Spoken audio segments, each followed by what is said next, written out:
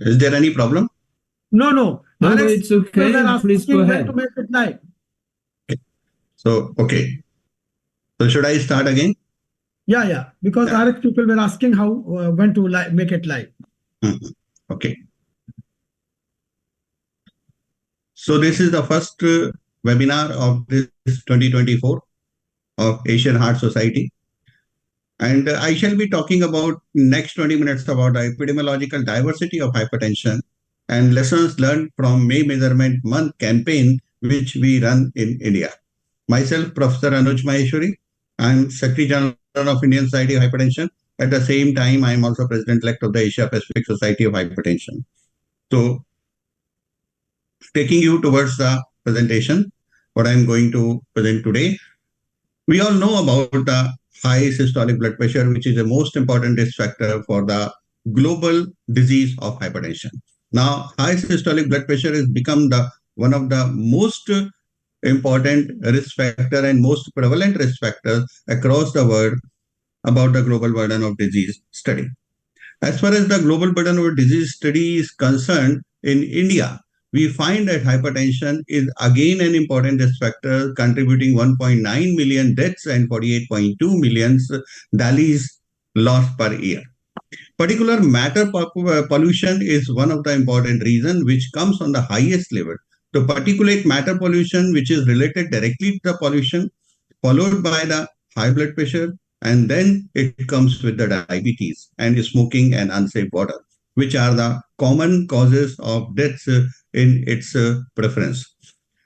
As far as the diabetes loss is concerned, again the particulate matter pollution comes first in this list, and high blood pressure follows it. The same chronological order as we could see in the deaths of which are caused by the hypertension and their risk factors.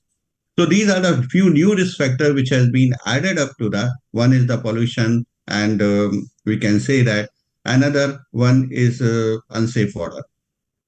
CVD is the most common outcome of the hypertension.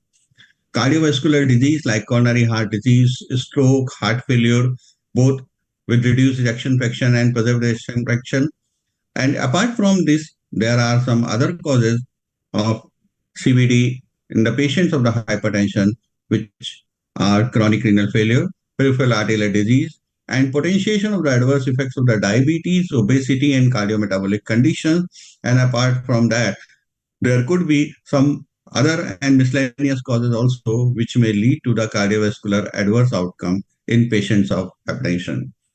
So if we look for the proportionate CVD deaths in patients with hypertension, in as per the global burden disease study of 2019, what we could see that South Asia is running almost at fourth place across the world in the chronological order or in the downward trend order.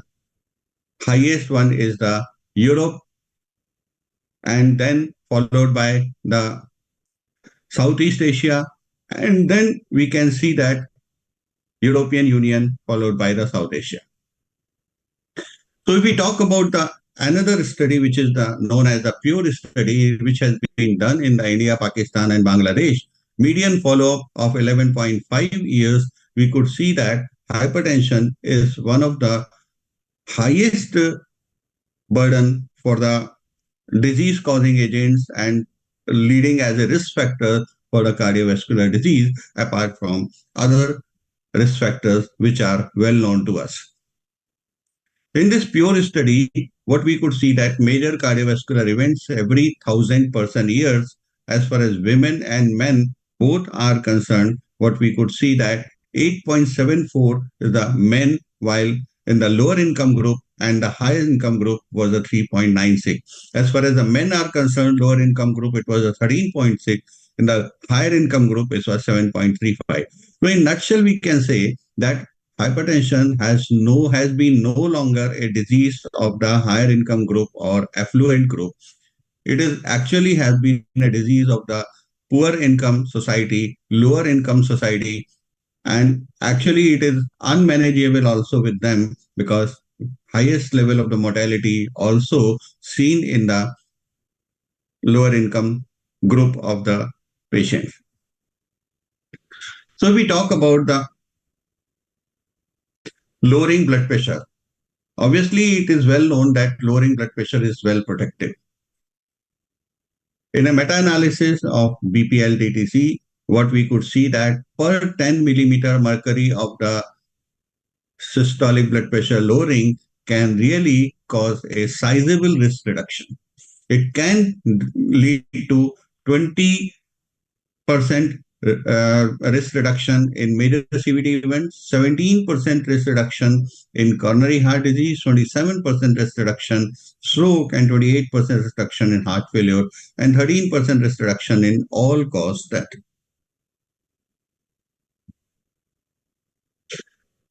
So if we look for the challenges of hypertension control in South Asia, the first challenge comes from the increasing burden of the hypertension, which has to be stopped. We all are suffering across the South Asia that number of hypertension cases are increasing day by day.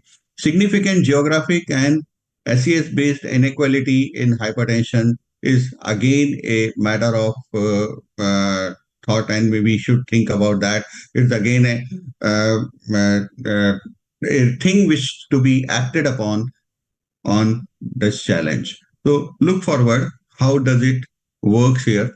Declining hypertension globally, what we could see, but it is increasing in South Asia.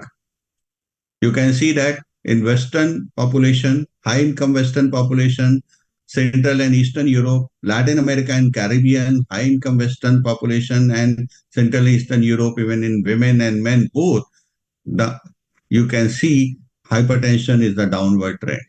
Only it is in South Asia you can see both in men and women it is on the rising trend. So this is a most dangerous thing for our population who is living in South Asia, that hypertension is still on the rising trend despite it is on the downward trend rest of the other parts of the world. Similarly, what we see since from the 1945 to 1995, we can see the blood pressure which is at the high level of hypertension more than 160 by 95 on the rising trend as per the various trials which have been done in the urban and rural. And what we could see that as the time is growing, this urban-rural divide till the 1995 was well maintained. But after that, it has started coming closer. And now we can see in 2013, this urban and rural gap is getting lesser and lesser, and this divide is coming closer to each other. So now the urban and rural hypertension is not very much different. The prevalence of hypertension is no longer is having any difference between urban and rural population. If we talk about the hypertension prevalence in India, in women and men both, what we could see age more than 15 years of the data population 2019 to 21. Individuals with hypertension, we could see that 33 to 42% hypertension was found to be in very small areas in women and in men both. In men, it was a little bit more, but in women, it was in very small areas what we could see. Majority of the people were 23 to 27% of the majority of the geographical area of the India were having the 23 to 27 and 28 to 32%, especially in the male. But in the women, it was still keeping the 15 to 18% of the hypertension prevalence. But ICMR INDIAB study, which has been done in more than 20 years of the age group, we could see results were actually different and they were quite eye-opener. Individuals with hypertension, as far as 300 to 331 million, 0 to 19.9% were rarely we could find any part of the India.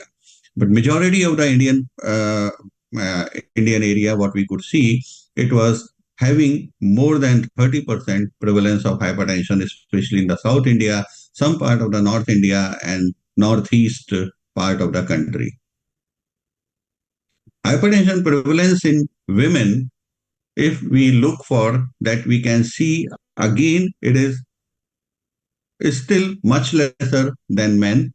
What we could see it here that we are, but this gap is getting closer and closer, and it is not going to be much different in the future when we shall be looking for this difference.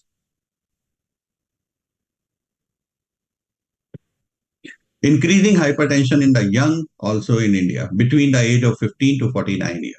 Change in the hypertension prevalence is occurring very fast, and we can see it here that hypertension population in the youngsters, even less than 30 years of the age, are growing very fast. So inequalities in South Asia, which are actually responsible for this growing burden of the hypertension, increasing blood pressure, regional variations, and we must learn few lessons from the United Nations SDC. In fact, public health policies which are required to be targeted towards the universal and free primary and secondary health care, which can really help in reducing the growing hypertension population, socialized and state funded health services, screening programs to be much more frequent and prevalent. Food policies and nutrition should be taken care policies to curb salt, sugar, and trans fat, and we should try to promote fruits and vegetables, and especially tobacco and alcohol should be under strict control. Maternal and child health to be taken care well, so that fetal nutrition and maternal nutrition, especially when she is pregnant, should be taken care well. Curbing salt and sugar intake in early childhood, because it leads to the foundation of hypertension in early age. And obesity prevention is also a part of this early childhood prevention. And we can really reduce the insulin resistance in the people. So, which is an important reason and which is one of the main cause of hypertension in addition to the diabetes. Endothelial dysfunction is one of the important reasons which is arising out of this insulin resistance in the early age. And that goes on causing the atherosclerosis when a person grows up and becomes adult. Education promotion, health literacy, and poverty eradication. Job and income guarantee schemes should be one of the important tools for addressing these healthcare systems. So if we talk about these inequalities, hypertension is one of the social disease that needs to be solved socially. It needs some of the social solution which may require some political interventions. Focus on the social determinants is one of the important reasons.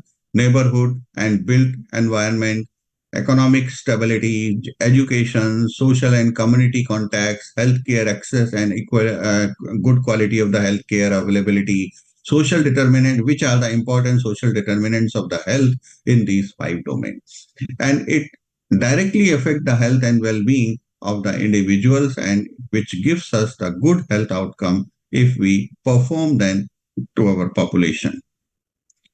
Now come over to the another challenge, that is the challenge two. Challenge two is the low status of the hypertension awareness and treatment. Very low levels of the hypertension control.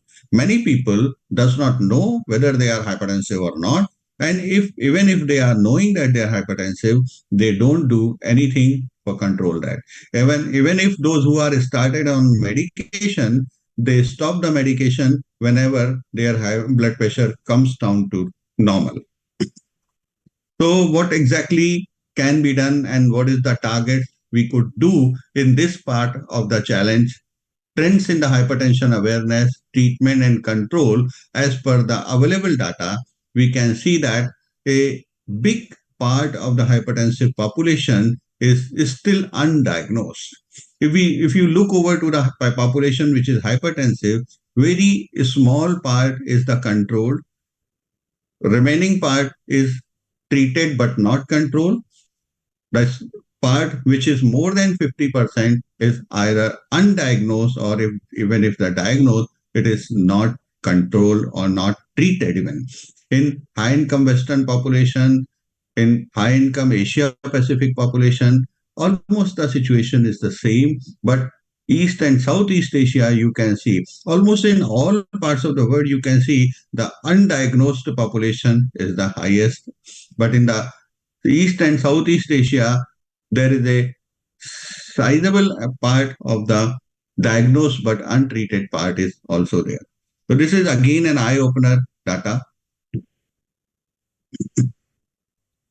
If we talk about the national studies of hypertension awareness treatment and which are done in India, what we can see here that as far as the awareness treatment and control is concerned, in men and women, what we can see that women are having good awareness of the hypertension, but is still less than 50% control of the hypertension. Less than 50% are taking the treatment, and obviously little bit more than the 50% of that, those who are taking the treatment are getting control of their hypertension. As far as the men are concerned, much lesser number of the women are knowing about the hypertension. 9.8, when one fourth of them who are knowing about the hypertension, they are getting the treatment, and around 50% only are getting control. If we talk about the people, those who are 45 plus age group, again we can say women are performing better as compared to men. 57.8% are aware, 43.1% are taking the treatment, and 29.8% are controlled. On the other hand, males are taking 36.1% are aware, 28.9% are taking treatment, and 16.4% are controlled. So in this way, we know that 25-year trends in hypertension awareness, treatment, and control in India, what has been seen in Jaipur Heart Watch study from 1991 to 2015, what it is on the rising trend in last 25 years. Come to the challenge 3, because that is one of the most important thing, achieving control and reducing cardiovascular events. All exercise is being done taking care, taking this thing in the mind that ultimately we have to reduce the cardiovascular events. What can be done for that? What are the things which may lead to the pathways towards the better hypertension treatment and control? Bureaucratic approach, political focus, development of the health system, healthcare financing, technological support, health system approach, health system is strengthening, low cost medication can be provided, uninterrupted supply of the medication should be there, healthcare provider or physicians should be having enough time to educate the people, task sharing, they may not be, one person is not burdened with the multitasking, clinical approach should be there with the adherence and promotion of the treatment adherence. People should be having the responsibility of the treatment of adherence, and patients should be empowered to increase or reduce their doses as per the requirement. Many a time, every time they may not come to the doctor or physician may not be available every time to them. As far as the health lifestyle, focus on healthy diet, exercise, tobacco and alcohol should be withdrawn from the life. This simply may be enough for the low risk hypertension, and BP control could be, and obviously getting by the lifestyle management only. But little intermediate risk and little more risk, we should look for the lipid management also. In addition to the lifestyle focus, maybe diet, exercise, tobacco, alcohol, blood pressure control, lipid management together. And high risk patient, we should look for the antiplatelet therapies, diabetes management. We should try to have the polypills treatment, uh, fix those tablets and fix those preparations should be given to the patient, and multifactorial interventions are required, especially when multiple comorbidities are there. Now I shall be telling you our own experiences which we could be able to do while doing the May Measurement Month campaign in India. These were the publication we could do after starting the May Measurement Month campaign 2017, 2018, 2019. We all know 2020 was the COVID year. And in COVID year, we could not do that. But in 2021, again was the COVID year as having a lot of effect on the COVID on the hypertension prevalence and population. What we could learn of this May Measurement Month campaign, white collar people and housewives are carrying high risk with undetected hypertension in India. Very few people were having their focus on the housewives, those who are working in the homemakers, and they are really being targeted for the hypertension, and they are not knowing about that. Thanks to the May Measurement Month campaign, which has targeted towards the who have never measured their blood pressure, and we could catch those females who never measured their blood pressure and make working as homemakers. Now, another important thing in the due course of the time in last few years, many of the organization has reduced the cutoff for the hypertension. A lot of hue and cry has been raised when the cutoff has been reduced for the hypertension diagnosis from 140/90 to 130/80, because it was raising the prevalence of hypertension from 16.49 to the 44.71, means three times extra healthcare burden is going to come up. But we need to understand this 130/80 and 140/90 is not simply a cutoff.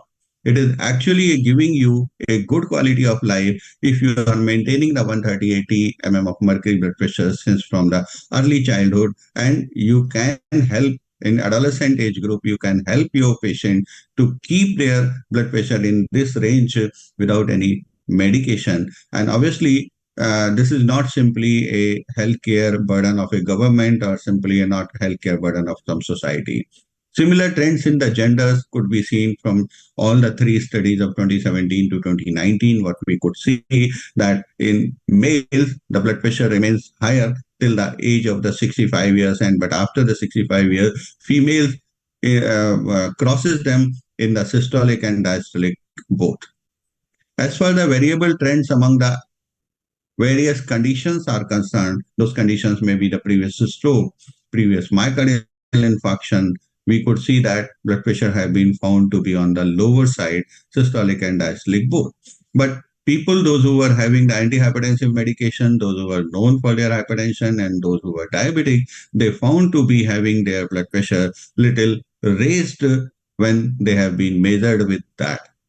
And this trend has been followed in 2017, 2018, and 2019, all the 3 years.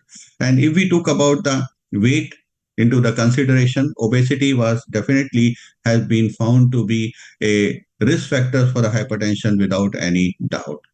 And when we could saw the other parameters like pregnancy, like alcohol intake, like smoking, and even fasting, what we could see, they all were causing increase in the blood pressure, except the pregnancy. And some of the patients have been found, those who were taking occasional alcohol were found to be in the systolic lower category, that might have been the accidental or just an incidental. We have also seen in those patients that which day of the week the blood pressure remains highest. We understand usually it was our thought that Monday and Tuesday when we start the week, maybe we are having the highest level of the workload and maybe our blood pressure was higher. But you will be surprised to see that Friday and Saturday were the blood pressure highest, and highest was the Saturday when the blood pressure was on the highest level. Variation by the site, at which site the blood pressure has been measured. We could see that public area, the blood pressure was found to be least and it was highest when it has been done at the workplace or some other place, maybe the clinic, maybe the place where might have been patient working or doing something. So if we compare the prevalence over the 3 years, what we could see the overall downward trend could be seen in the prevalence in Indian population with the May Measurement Month campaign. And May Measurement campaign has been very much useful in this downward trend of prevalence. And this could be seen not only in the patients, those who are hypertensive aware, those who are taking medication, but also overall hypertension patients have been found to be showing the downwards trends in the prevalence over the 3 years. So what we can do it here as a conclusion of this Southeast Asia hypertension nexus. Health equity is one of the important things what we could do with the inequities in the control. Earlier age of the onset is there and is to be taken care. Premature mortality, ethnic discrimination, and generational issues are there to be taken care for the health equity. Engagement is to be done for the silent conditions, biological milestones, health belief model, social stressor, lifestyle behavior, shared decision. Measurement, if there is an issue whether to do the blood pressure measurement in office and home, and Dr. Verma would be showing more light on this issue. White coat and mask hypertension versus sleep. Implementation can be done. How can it be the best way of implementing? What could be the role of the polypill and fixed dose combinations, validity, feasibility, and accountability of the measurement methods and implementation of the hypertension treatment, and what could be the finally outcome, and ultimately if the patient is getting the health outcome in a better way or not. And this is the thing what we really look forward. So if we talk about and if we go to the finally to the lessons learned, this community-based screening for the hypertension in India, which we could do in the form of the May Measurement Month campaign, provides unified insight into varied epidemiological pattern for screening and detection of hypertension. Relatively younger population with hypertension requires the policy framework to be designed to allocate judiciously resources to manage hypertension disease burden in India. In India, about 70% population of the less than 40 years of the age. If we find that 30% or 35% people are suffering with hypertension, obviously big group of the younger individuals is also suffering with the hypertension, and we should do something different and they should have a different policy. Obviously, the poor treatment adherence and clinician inertia is a big problem across the country. People are not taking their treatment despite knowing, which has been proven by multiple studies, including the May Measurement Month campaign. And of course, we all understand this that India specific guidelines could be a solution for the characteristic hypertension, because we could see a lot of youngsters who are suffering with the hypertension which was coming up due to the sympathetic overdrive largely. So later on we could thought on this way and we tried to make the India specific guidelines, for which my next speaker Dr. Narasimha shall throw some light on those guidelines which we could do after getting the data from that. Thank you very much for the kind listening. Thank you, Dr. Anuj, for presenting this insight of May measurement. Fully elaborated that in India, the May measurement month data were able to do something even at the school ages. And as you are aware that we have also started the adolescent screening of the adolescent hypertension by taking a leaf out of the May measurement month. So whether any questions are there, the event, RX event questions we have received from the audience? Till now, no question. Dr. Jian Wang, from your side, the concluding remark. Can I ask a very short question and to both of you, because Dr. Maheshwari mentioned the Indian specific hypertension guidelines. Do you both have a plan to have a Indian hypertension guidelines in the future? Yeah, we have already done that, and we have also published those guidelines in our Journal of Hypertension. And Dr. Narasimha is going to present those guidelines after me, so you will be having a look on that. Okay, very nice. So moving ahead, I think now it is time to invite Dr. Jiang Wang, because in China, we have visited recently China and we have seen and we have personally asked to Dr. Jiang Wang, and we found that the China has been able to decrease the increased trend in the hypertension. And Dr. Jiang Wang personally told me that the policies they have developed, and by that, the fruit results are that the hypertension prevalence has gone down in China and they have able to contain it. So Chinese guidelines will be very important for us, because in Asia we all are almost safe. So I invite Dr. Zhuang Wang to present his talk about Chinese guidelines and prevention and of the hypertension. Okay, thank you very much, Dr. Virma. It's a great pleasure for me to give a short presentation on the Chinese hypertension guidelines. I would, sorry. So I would use this title, Perspectives of the New Chinese Hypertension Guidelines, because the new guidelines are still under review. We hope that we can publish these new guidelines in the next few months.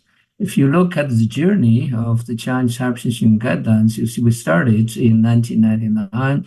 We published the first Chinese hypertension guidelines as a booklet. And later on, we updated these guidelines in 10 Chinese journals. And for the recent 2018 one, we also published a Chinese version in the Journal of Geriatric Cardiology, published this very important document this year. So if we look at the management of hypertension in the past about 30 years, you see we have seen a very substantial increase in the prevalence of hypertension. In the meantime, we also have improved the management of hypertension. You see the awareness, treatment, and control rates of hypertension increased substantially, especially the control rate from only 2.8% to the current 15.3%. But of course, it was still very low because many of them have not yet treated or controlled to the target level. Now we are updating the Chinese hypertension guidelines. We should still remember the history of hypertension in China. If we look at the past 50 years, you see a very substantial increase in the prevalence in parallel with the increase in life expectancy. So it means that the increased prevalence of hypertension was to a large extent a consequence of aging in this very big populous country. And then if we look at the age-specific prevalence of hypertension from 15 to more than 80 years, you see in all age groups, the prevalence of hypertension increased. But the increase was much greater in middle-aged and young people. So it means that in addition to aging and lifestyle changes probably also played an important role in the increase of hypertension prevalence from 1991 to 2012. And then if we compare the management of hypertension across so many Asian countries, you see that we have two worlds in these Asian countries. In some countries and regions, for instance, Korea, and they have quite high control rate of hypertension. But if we look at many others, the control rate remains at a very low level. So in most of the Asian countries, we face a big challenge of hypertension control. So we all have to work hard to improve the management of hypertension and increase the control rate of this very important chronic disease. Then if we come back to Chinese hypertension guidelines, you see in 2018 Chinese hypertension guidelines, we continue to diagnose hypertension according to a clinic blood pressure of 140 systolic and 90 diastolic. So it means that after the change in the United States hypertension guidelines for the diagnosis of hypertension from 140 over 90 to 130 over 80, we continued to use this 140 over 90 criteria for the diagnosis of hypertension. But if we compare these two different criteria for the diagnosis of hypertension, actually the difference was not really huge. That's the data I showed in a commentary on the American guidelines published in Circulation in 2018. And the second question, or the second most important question, is about blood pressure classification. And if we look at the American and some other hypertension guidelines, they also changed a little bit of blood pressure classification, and they often ignored the very severe hypertension. For instance, here we still define grade 3 hypertension as 180 over 110 systolic and diastolic blood pressure for the definition of this very severe grade 3 hypertension. Why we still define grade 3 hypertension? If you look at the prevalence data, that explains the situation in China. You see, we still have a lot of patients with this grade 3 hypertension, 180 over 110 millimeter of mercury or higher. So it means that we still have a very large patient population with grade 3 hypertension. We still need to define this clinical situation and to manage this severe hypertension. And in the 2018 Chinese hypertension guidelines, we also recommended the use of ambulatory and home blood pressure monitoring for the diagnosis of hypertension according to various diagnostic criteria. Here you see the values for ambulatory and home blood pressure monitoring. In the new Chinese hypertension guidelines, we will continue to define hypertension according to 140 over 90 millimeter of mercury and continue for the classification of grade 1, 2, and 3. And for blood pressure measurement, but we expanded from the previous clinic, home, and ambulatory blood pressure measurement to a much wider scope. You see here we listed kiosk blood pressure measurement, screening blood pressure, wearable blood pressure measurement, fall-in blood pressure measurement, and even central aortic blood pressure measurement.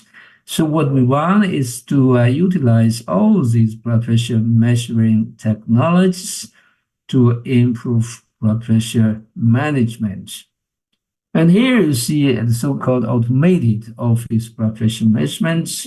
We want to establish this digital blood pressure measuring platform for clinic blood pressure measurement, so patients can measure blood pressure themselves, and doctors and physicians can discuss the diagnosis and treatment of hypertension with these blood pressure values. And we are also promoting the use of a digital platform supported or web-based ambient blood pressure measurements. Here you see the graph of 24-hour blood pressure and the values for the diagnosis of hypertension. And similarly, we also promote the use of home blood pressure monitoring on the basis of digital platforms. So you see, and we have this 7-day blood pressure measurement in the morning and in the evening. With all these values, we can improve the diagnosis of hypertension. And in the 2018 Chinese hypertension guidelines, we have this scheme for risk stratification. And you see on the horizontal axis, you have various blood pressure categories. On the vertical axis, you have risk factors, target organ damage, and cardiovascular complications, plus diabetes mellitus. So with all these variables, we can stratify the cardiovascular risk of hypertensive patients into low, medium, high, and very high levels. In the new Chinese hypertension guidelines, we probably will change a little bit, but not that much. What we want is to add disease severity. We all know that with risk factors, actually, it's a probability of risk, either low, moderate, high, or very high. It's a probability for the future. What we want is to look at organ damages and cardiovascular complications. So it means the current clinical situation on all those organs instead of probability of cardiovascular event. So here you see, and we classify disease severity into stage 1 to 3. So stage 1 with risk factors, but without organ damage, stage 2 with organ damage, and stage 3 with uncompensated, or in other words, symptomatic cardiovascular complications. So in this new scheme of risk stratification, we hope we can better treat patients with hypertension. And in 2018 hypertension guidelines, blood pressure should be treated to 140/90 or below in all patients, in all younger patients, and then if possible and if tolerable, and if the risk is high, to a 130/80 or below. And here we have two older age groups. The younger older age group, 65 to 79.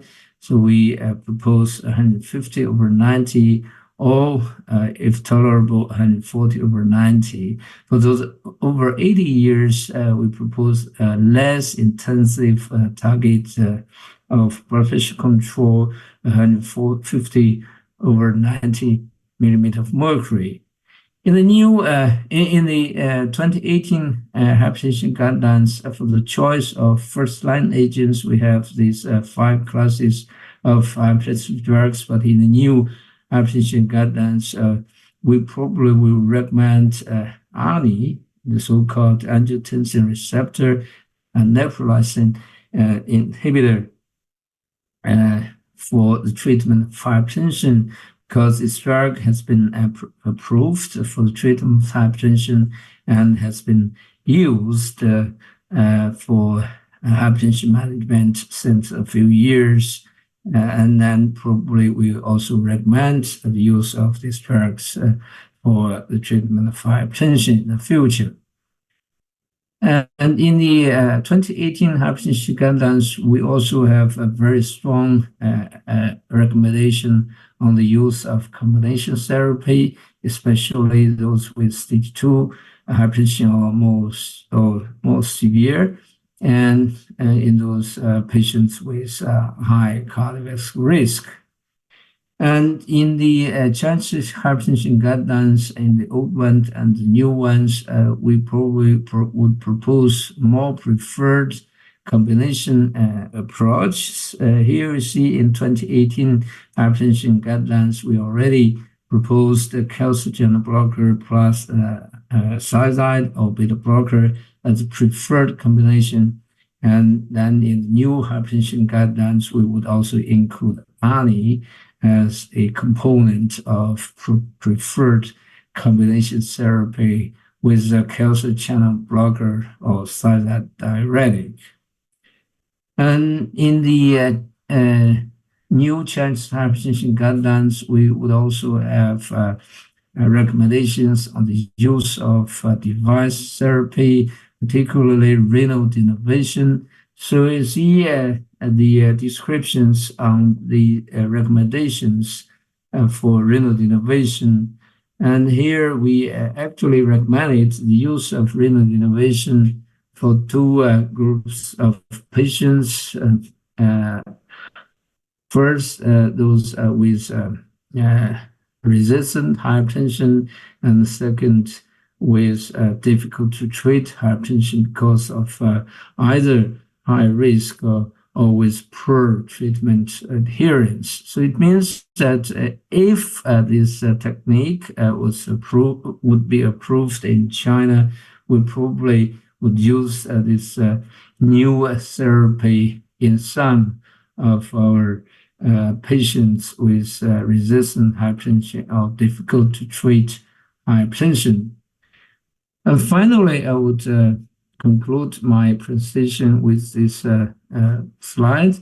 A few years ago, we set up this goal of blood pressure control in China. So what we want to do is to improve the blood pressure control in China to a level of 50% of control rate of hypertension. So the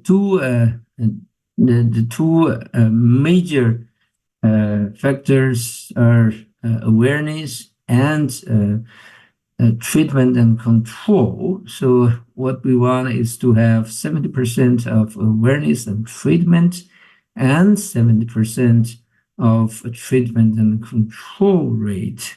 So with this 270% rate, so we can achieve 50% of control rate of hypertension in China.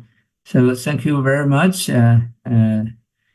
We hope we can improve the management of hypertension in China and in a large area in Asia. Thank you. Thank you very much. Thank you, Dr. Zhuang Wang, for presenting this very nice data and initiative. One question comes to my mind that when we visited Shanghai, and you have also presented that in Chinese guidelines, ARNI is also being used as first-line agent. But no international guideline is just suggesting that. Yeah. So whether the China Drug Control Authority has already approved ARNI as first-line agent in hypertension? So I would answer this question from the 3 points. First, for ARNI is actually a antihypertensive drug, but of course it was approved for the treatment of heart failure first than in many countries. And second, ARNI actually is a very effective blood pressure lowering agent and has been approved for the treatment of hypertension in China and several other countries in Asia, and also several other countries in the other parts of the world. So it means that after China, many countries have approved this class of drug for the treatment of hypertension. And third, that in China, we are actually developing more agents in this class for the treatment of hypertension. We have sacubitril alisatan for the treatment of hypertension. We completed phase 2 and 3 trials. And the results of the phase 2 trial were published in Hypertension Research last year, and the phase 3 trial will probably be published this year. So we would have more agents in this class of ARNI for the treatment of hypertension. And I believe that with this very important class of drugs, we probably can uh, substantially improve the management of hypertension and eventually the control of hypertension in China and probably also in several other countries. Thank you. I agree to you regarding this efficacy of the RNA. Only problem in my country is when we wanted to use this as a first line agent, our drug controlling authority has still not approved. So what you suggest in India, we myself and Dr. Anuj and Dr. Swati, we can have a trial of RNA in our Indian patients, and then only we can apply for the this new indication. But I feel that RNA can be a very good agent in first line agent even in hypertension to those patients who have high risk of developing heart failure. Yeah, yeah, I agree. Yeah. Thank you, sir. Thank you. Any questions, Dr. Anuj, or any other panelist or RX event? We have received any question from the audience as well?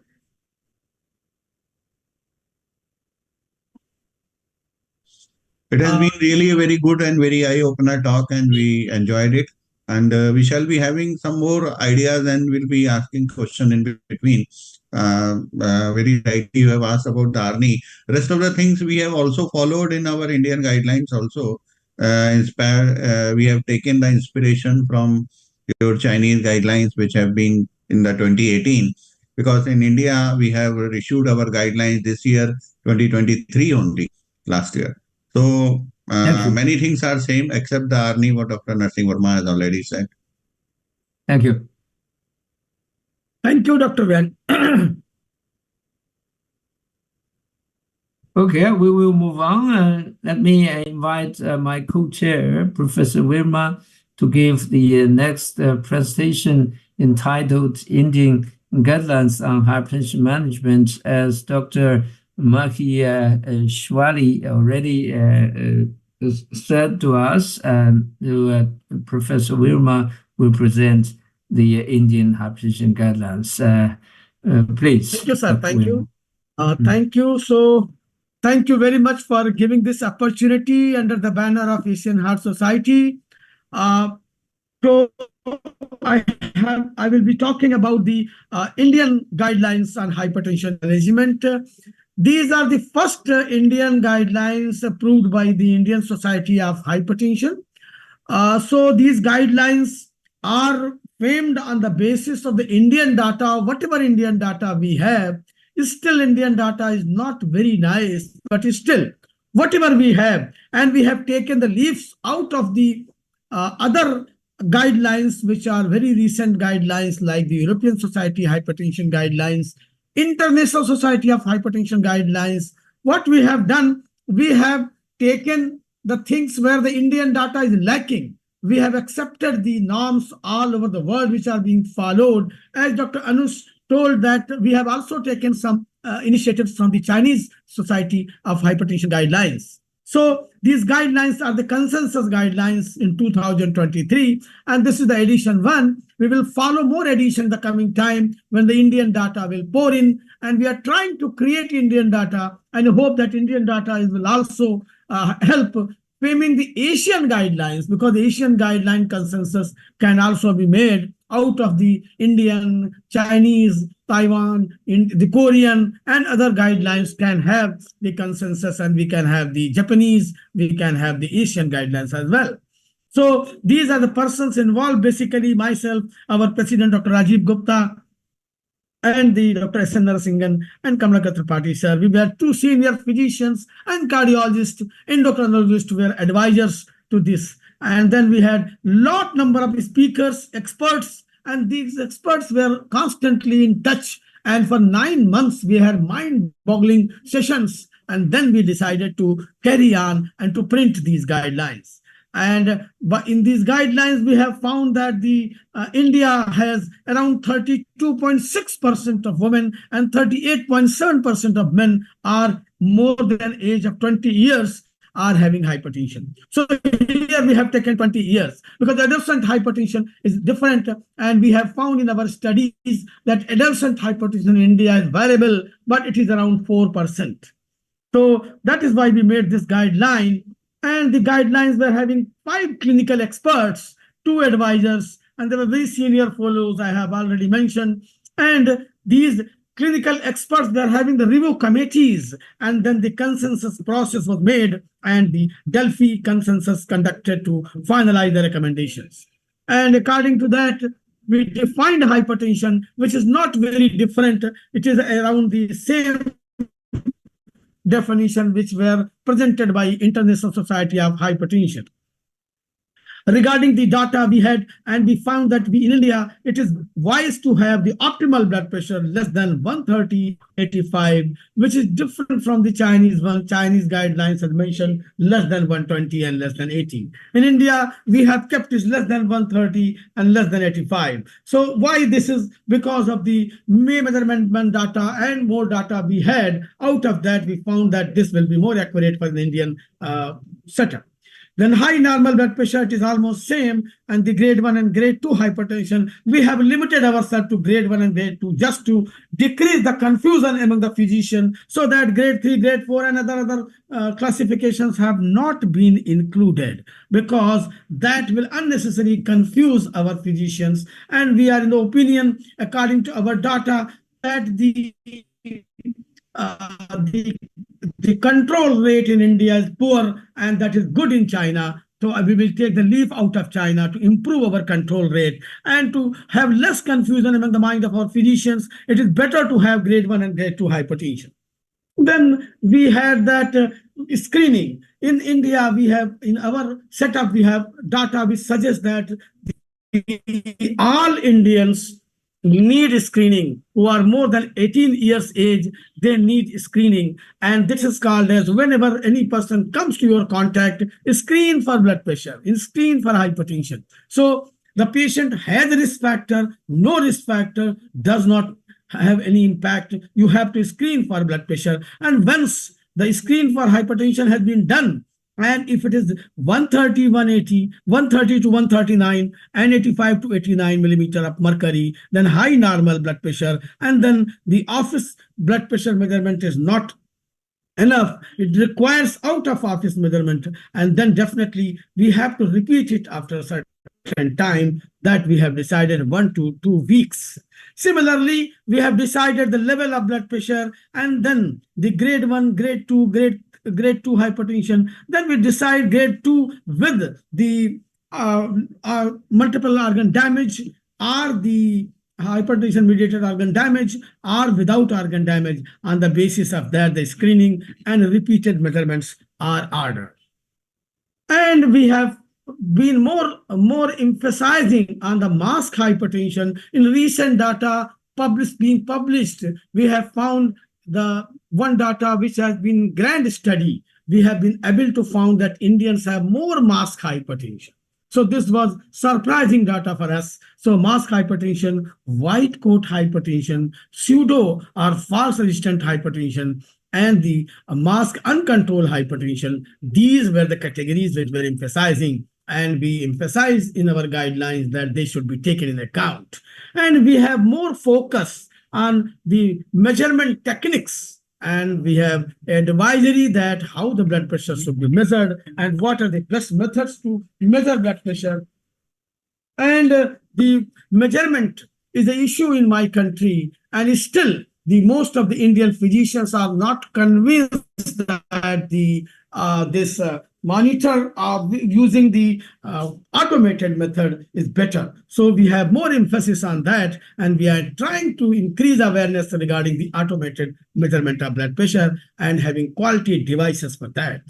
And we had the regarding diagnosis, standing blood pressure, and home BP monitoring, ambulatory BP monitoring. In our guidelines, we have focused all that.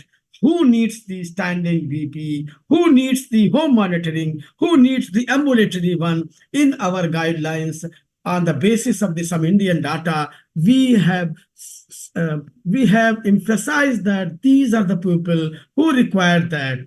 Moreover, we have more emphasis on the training the staff, how we can train the staff who can measure blood pressure, because physicians themselves are not measuring blood pressure. So our emphasis will be more on that.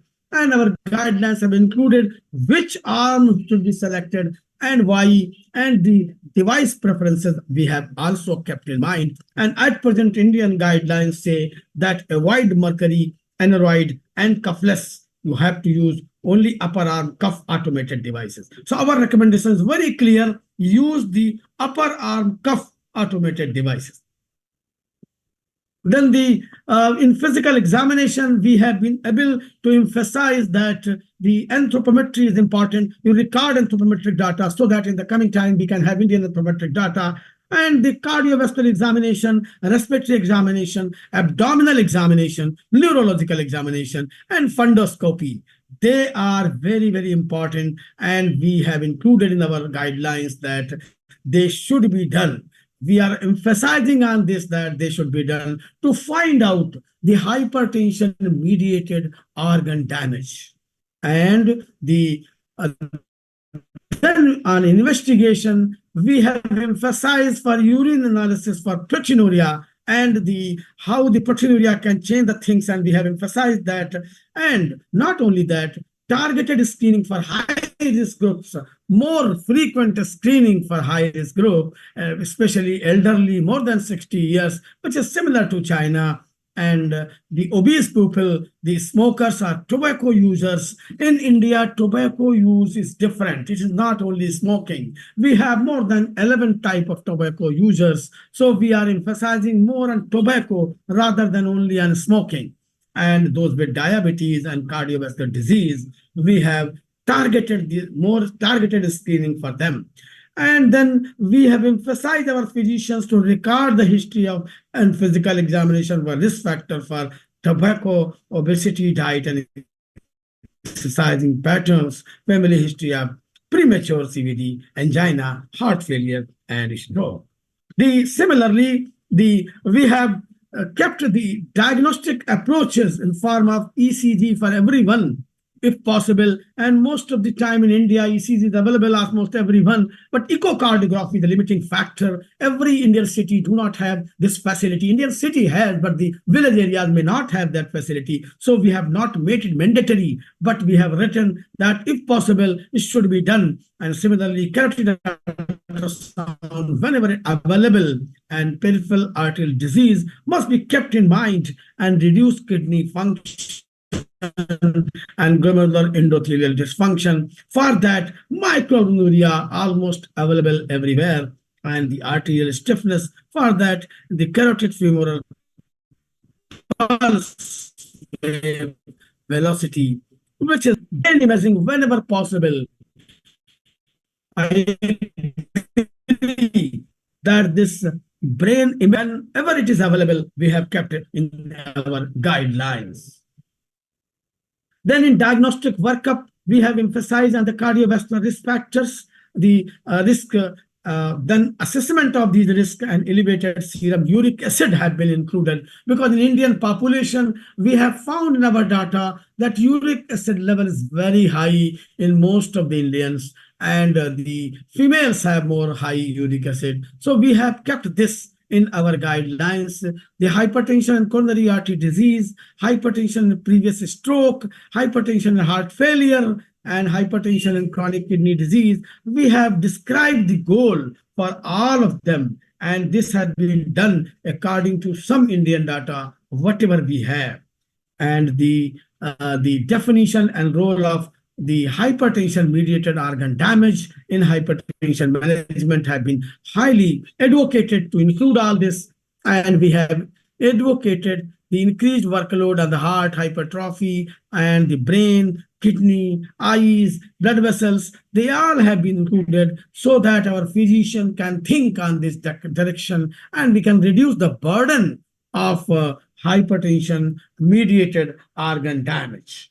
And not only that, we have also included in our recommendations regarding the hypertension-mediated organ damage, routine assessment of eGFR by the CKD EPI formula 12 lead ECG, urine albumin, and UACR, urine albumin creatinine ratio.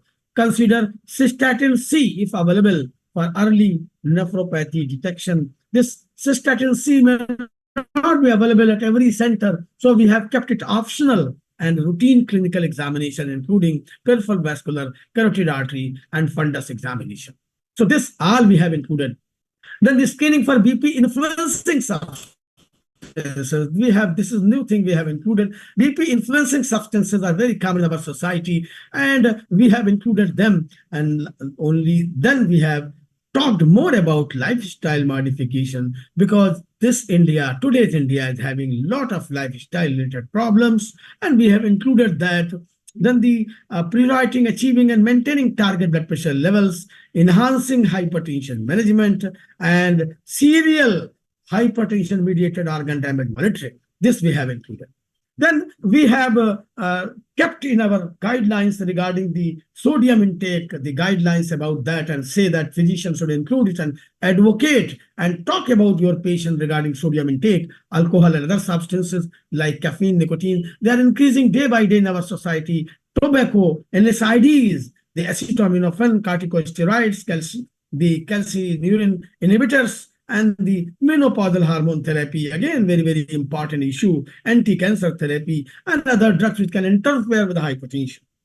And we have also our recommendation regarding the lifestyle modification, impact of medication on blood pressure, the different medication the patient may be receiving, individual variability in response, older individuals, younger individuals, rural individuals, urban individuals, they all have different responses. We have also kept one advice regarding that. And the lifestyle modification, treatment to target, we have emphasized for that. And then for the treatment purpose, we have included the grade 1 hypertension. We have said that if monotherapy is sufficient, you can continue with monotherapy. And like other guidelines, we have kept the RAS inhibitors, CCB, or the thiazide diuretics in most of the cases in India. And like other guidelines, Indians also do not prefer, and we have not used beta blockers as first-line therapy. The lifestyle interventions like dual therapy, this is required for the grade 1 hypertension in some cases, and most of the cases are grade 2 hypertension. So even when the dual therapy required, then CCB, ARB, and ACE, ARB or ACE and CCB are the best combination we have recommended. Then the combination therapy, we have included all the 4 drugs. And the combination as per patient's risk factors. We have advised that to find out risk factor, and on the basis of risk factor, you can combine. We have still not included ARNI in that, but taking a leaf out of the Chinese guidelines, myself, Professor Anuj and Professor Swati will definitely carry out few research programs, whatever possible in our Indian scenario, and then we can also go for that. Because theoretically, I believe that ARNI can be a very good candidate for treating hypertension. Then we have more about the cardiovascular disorders. We have advice for that, and these are the areas where our guidelines are more talking about. The valvular heart disease in India is not that common nowadays, but still we have a lot of patients. And cognitive impairment, again, a big problem. And this all assessment, we have advised to our physicians that they should take time to time and talk about comorbidities and their management, like psoriatic arthritis, very, very important disease to talk about. Glaucoma in hypertension, hypertension oncology. Again, we have included in our guidelines, very important thing, because these drugs which are used for treatment of cancers, they produce hypertension and diabetes both. And follow-up we have talked about in length. Then we have recommendation regarding the first-line therapy, and we have kept RAS blockers as first-line therapy as other guidelines, because in our Indian setup, we are having increased RAS activity. So that is why we have kept the RAS blockers as the number 1 drug. Then additional medications, whatever requires for proteinuria control, then CCBs and diuretics have been kept, and the blood pressure targets we have talked about, the monitoring we have talked about, and caution, what caution one should take, we have included in our guidelines. And the ACE inhibitor, thiazide, or thiazide-like diuretics and loop diuretics like furosemide are alternate options when the volume overload is there. So we have kept the hypertension treatment in CAD differently, and here we have advised beta blockers like other guidelines. And we have talked in length about the therapeutic goals in CAD and medication considerations on these special situations, like the heart failure prevention. We have talked in length, and here definitely the ARNI has a role, and we must keep this mind. At present in India, the SGLT2 inhibitors are taking an upper hand, and they are being more used by the cardiologists. And according to the data available, we have also kept SGLT2 inhibitors as a drug whenever in diabetic individuals and even non-diabetic individuals, we have kept them because in India they are being used a lot. And the heart failure, keeping in mind the according to the international guidelines and Indian guidelines as well, we have kept the drugs in relation to heart failure. And we have talked about more in stroke because I feel that, and our committee feels that stroke is the highest risk a hypertensive individual has, but the neurologists are not aware of that hypertension, and they hardly treat hypertension, and 70% of hypertension is leading to stroke, and that hemorrhagic stroke management, how it is different from ischemic stroke management. We have very emphasized view on that the slow and moderate reduction of blood pressure is required, not aggressive. In ischemic stroke management, even the blood pressure should be maintained above goal, that is 180, more than 180, or 180 and 105 in first 24 hours to reduce the chances of increasing infarction. So we have talked in detail about ischemic stroke and thrombolysis, and we have taken account and advised our physicians regarding the eligibility of IV alteplase, lower SBP to less than 185, and spontaneous intracerebral hemorrhage and secondary prevention of spontaneous ICH. We have talked in detail about that, and we have kept in our guidelines.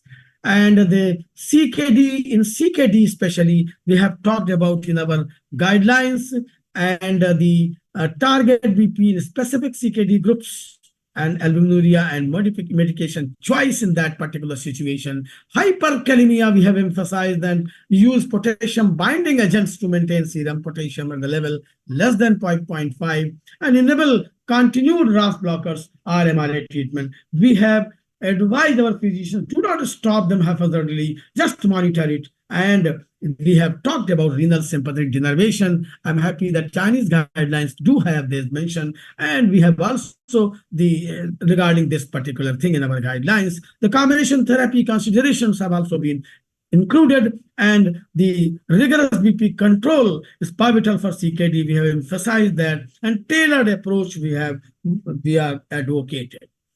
Then we have talked about the type 2 diabetes. It is difficult to treat hypertension.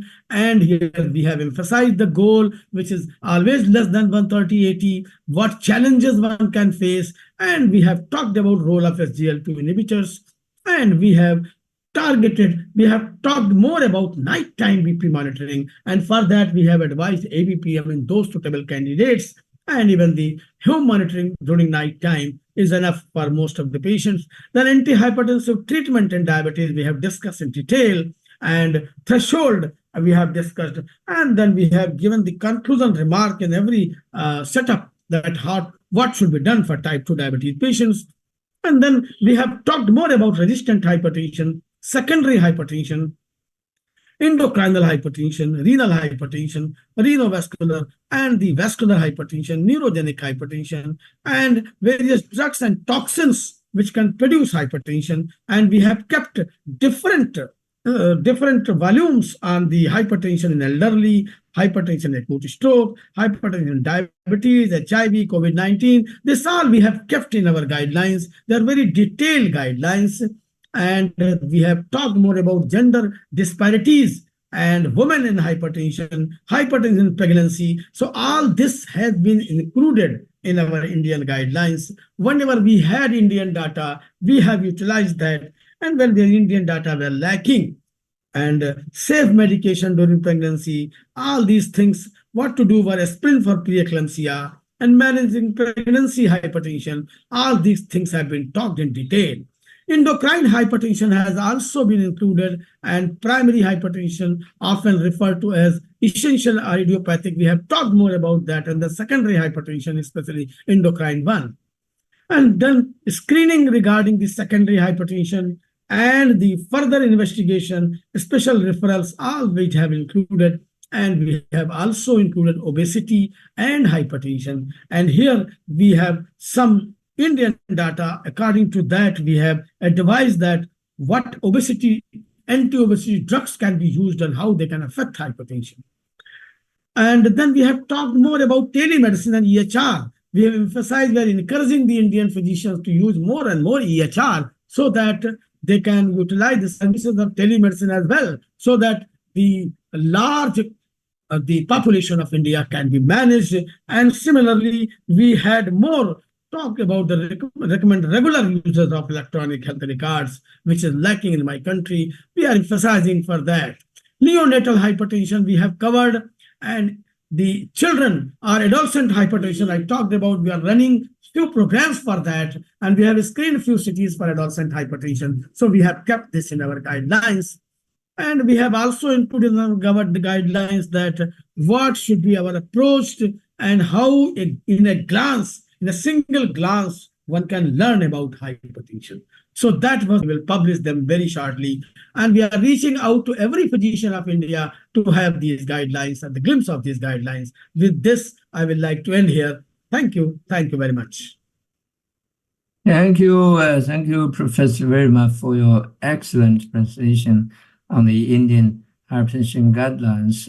We should congratulate on this very great success. So Indian colleagues published their hypertension guidelines. Is there any question from our faculty or from audience? Professor Nasim Verma. Yes. Congratulations for your Indian hypertension guideline first published. Thank you. I have a brief question about the blood pressure measurement, mainly focus on out of office BP measurement. As you presented in your slide, you mentioned home blood pressure measurement, ambulatory blood pressure measurement as two kinds of out of office BP measurement methods.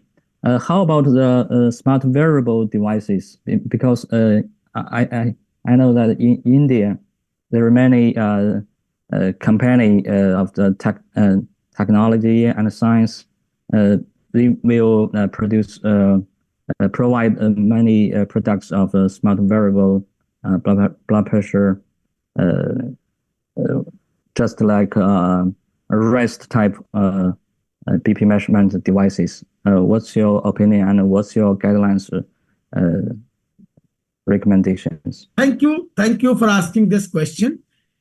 In our guidelines, we have addressed this question, and we have advised our physicians that at present, due to labs for routine blood pressure checkup, and they are only for screening. So we have kept in our guidelines that use the good quality monitors, and we have also given them website that how to choose the good quality monitor for the out of office BP measurement, and even inside the home, the clinic measurement. Thank you, sir. Thank you. Okay, thank you very much, Professor Verma, for your excellent presentation. Sir, one question has come regarding the ARNI. I think this question is regarding. Okay. Yeah. I didn't see it. Yeah, please. You can. ARNI recommends for BP what extent BP reducing and what is primary and secondary benefit by Muhammad Sajid Ansari has asked this question. He's a cardiologist from my city, and he's asking this question. I think Dr. Zhuang Wang will be the person who can answer this question. What is the BP, extent of BP reducing? How much BP is reduced by using ARNI? Oh, ARNI actually is very effective in blood pressure lowering. On average, systolic blood pressure can be reduced by about 15 millimeter of mercury and diastolic around 10.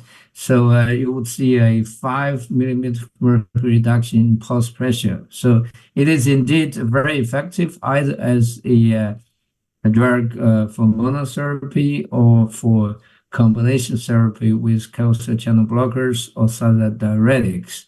And if you consider primary and secondary benefits, I think the primary benefit, of course, is you immediately reduce blood pressure, and for secondary benefits, you may also consider as primary. That's clinical outcome benefits in the long run. So you don't see it immediately, but you would see it in the long run for clinical outcome benefits. So that's now going on in China and several other Asian countries, including Japan, Korea, Malaysia, and Thailand, probably also in other countries in the next few months and years. So thank you. And do you have anything to add, Professor Wirma? I think, sir, there's no other question, so you can move ahead, sir. Okay, let's move on. Let me invite Professor Liu to give a presentation on the management of nocturnal hypertension, an expert consensus document from the Chinese Hypertension League. Professor Liu is from Beijing University People's Hospital. He is the current director of hypertension division within cardiology. And please, Professor Liu. Thanks, Professor Jigong Wang. I will share the screen. Just wait a moment.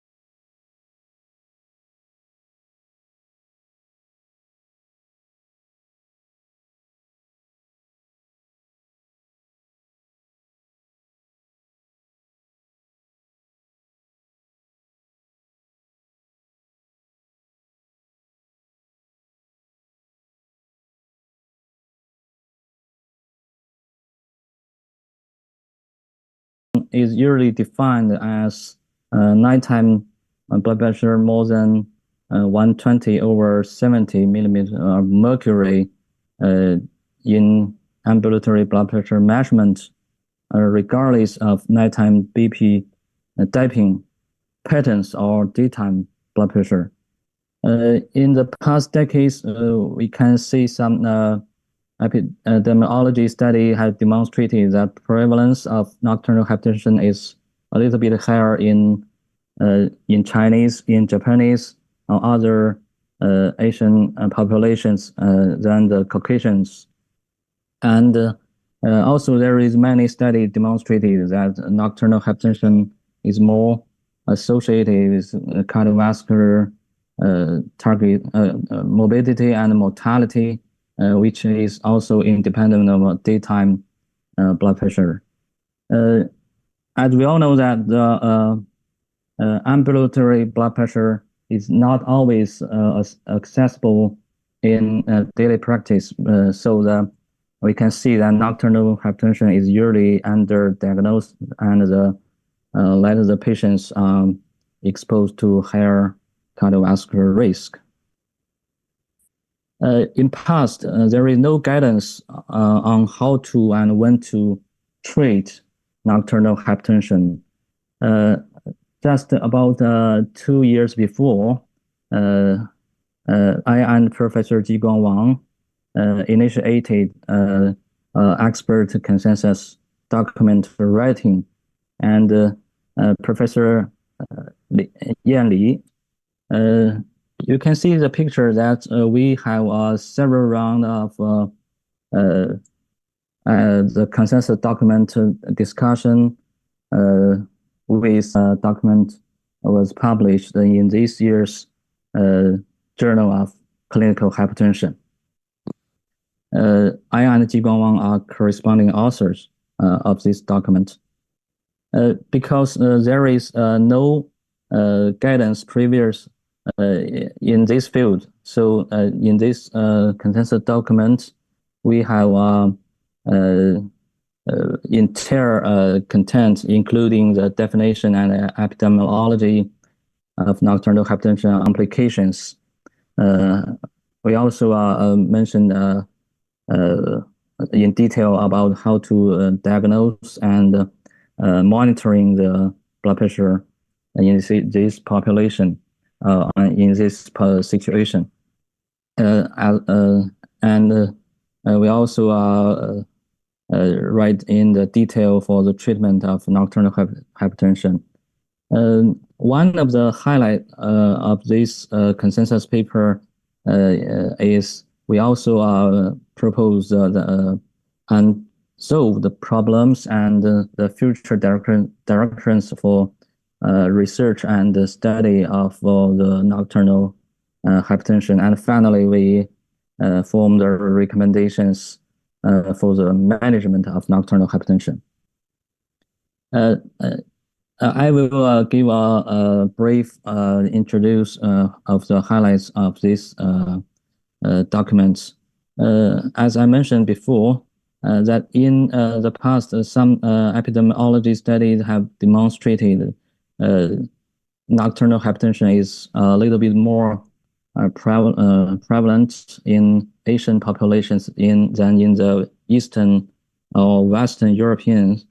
This data is from international database for ambulatory blood pressure measurement.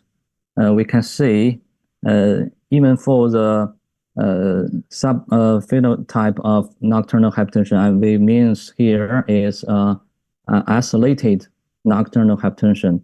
We can see in Chinese or Japanese, the instance of prevalence of isolated nocturnal hypertension is a little bit more than the Europeans.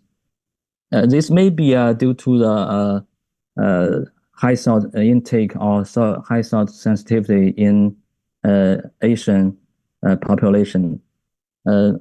At the same time, just as Professor Verma mentioned, that in the Asian population, the sympathetic nervous overdrive may be one of the contributors for the hypertension increasement in Asian populations. This is also true for the pathophysiology of nocturnal hypertension in Chinese population. We can see from the different studies that in different populations, such as patients with chronic kidney disease, those with diabetes, those in the elderly, and the patients with complicated with obstructive sleep apnea, more than 50 or even reach to 70% of this population or special conditions are accompanied with nocturnal hypertension. From this document, we have proposed several pathophysiology of the nocturnal hypertension. One is the guidance theory about the pressure natriuresis. Because the high salt intake or high salt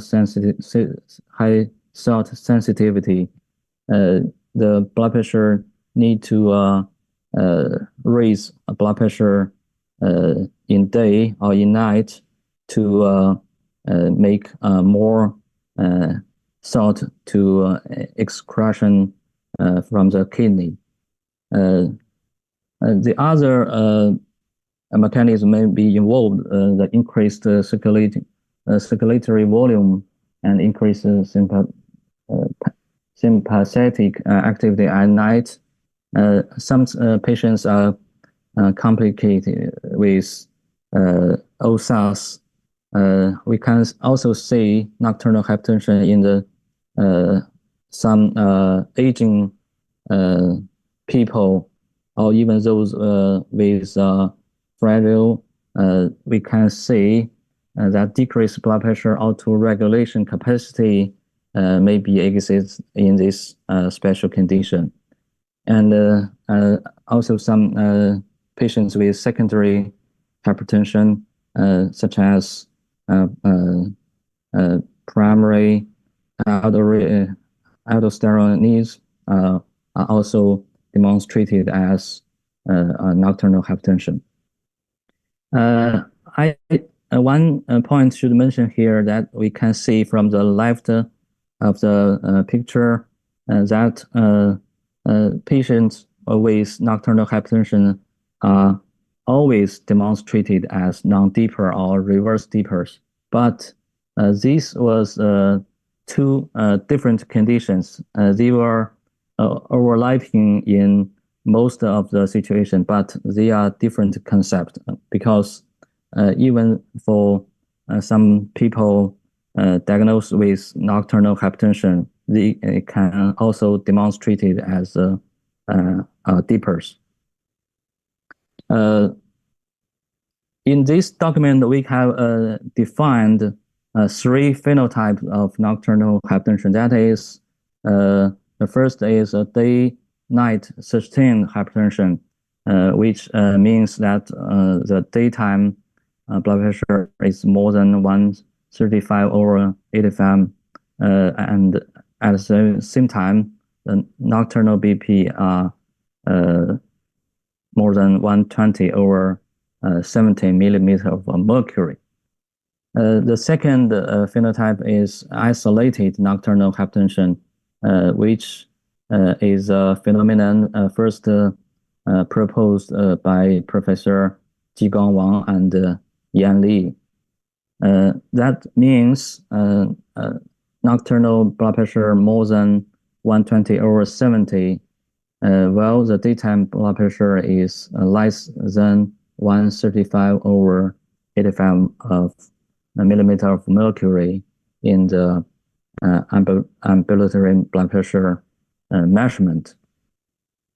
We can say in the clinical practice that many hypertension patients are received BP lowering agents. In those treated with antihypertensive medications, if the patient's daytime blood pressure is controlled, while their nocturnal blood pressure is still above 120/70 millimeter of mercury, this could attribute to uncontrolled nocturnal hypertension. As for the diagnosis and monitoring of nocturnal hypertension, just as Professor Verma mentioned in the Indian's guideline, and also Professor Jigong Wang demonstrated of the next coming new Chinese hypertension guideline, that the 24-hour ambulatory blood pressure measurement is still the gold standard for diagnosis of nocturnal hypertension. But just as I have asked the questions, as some newly developed electronic upper arm or variable rest type blood pressure monitoring included some watch type new smart wearable devices of BP measurements. We can also use them for the home blood pressure monitoring at night, but only those validated or accordance to the international standard devices could be recommended in these situations. Recently, some companies such as Omron or Huawei in China has several type of such a product provided into the market, so the subjects or patients could make a different choice if available. As for the treatment of nocturnal hypertension, we emphasize that lifestyle changes are still the basis for the nocturnal hypertension blood pressure control. And we strongly recommended use long-acting BP-lowering agents at full dose or in combination therapy. We also mentioned that some special BP-lowering agents have demonstrated the advantage of nighttime blood pressure reduction with clear evidence. Those drugs could be recommended as a special choice if the drugs are accessible or available. We after several rounds of discussion, we reached agreements that the mean nighttime blood pressure should be controlled below 120 over 70 millimeter of mercury for general population with nocturnal hypertension. But those in the elderly or those with coronary artery disease or complicated with other conditions, the blood pressure target should be adjusted individualized. We can see in this document we emphasize the salt intake restriction should be strictly restricted to less 5 grams per day, and in patients with chronic kidney disease, or those with heart failure, diabetes, or SARS, or with autonomic nervous dysfunction, and in some conditions of secondary hypertension, effective treatment should be given for the primary disease. At the same time, we need to carefully evaluation and intervention the fluid overload, especially for those with high salt intake or those with high salt sensitivity. And in some patients, such as beta blockers are also indicated in patients with sympathetic activations. And in the people accompanying with OSAS, if the CPAP is available, they are recommended to improve hypoxia, and at the same time, it will be help to improve the nighttime blood pressure control. The long-acting antihypertensive medications are strongly recommended in this consensus document because these long-acting medications are usually used in the daytime or in the early morning, but their blood pressure lowering effects can extend to the night or even for lasting for 24 hours. But in the clinical practice or real world, we can see some doctors will choose some medications with half-life less than 6 to 8 hours. We can see from the table, we can, for example, if we use different ARBs, not every ARBs have the ability to control nighttime blood pressure if they were dosing at the daytime or in the morning. Only those such as alisatan, telmisartan, irbesartan, or olmesartan with half-life more than 8 hours. Usually, these drugs could be used once daily for 24 hours blood pressure control.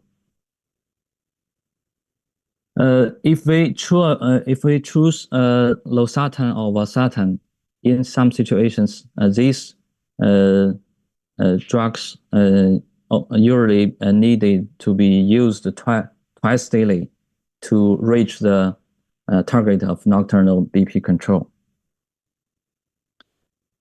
One should mention here is chronotherapy. Actually, this is a very interesting field in the management of hypertension, especially for the nighttime BP control. And also, there is many studies investigated the chronotherapy and the effects on the nocturnal BP reduction, as well as blood pressure circadian restoration. But the results from different investigating groups are not they were even for different, very different or conflict results. So after retrieval, the different literature published before this document was formulated, we can draw a conclusion, and that currently we not routine recommended to use blood pressure medication, lowering medications at night. These recommendations are also in line with International Society of Hypertension recent published consensus paper. In those papers, they also recommended long-acting BP lowering agents to be taken once in the morning as a usual care to achieve 24-hour BP control, and the bedtime medication or dosing were not routinely recommended. But we all know that there is several clinical studies, especially for those focused on cardiovascular outcome, are still ongoing. We are expecting these clinical studies or trials will give us a more clear answer for chronotherapy using in nocturnal BP control. As for the innovative drugs, we can see, just as Jiguang Wang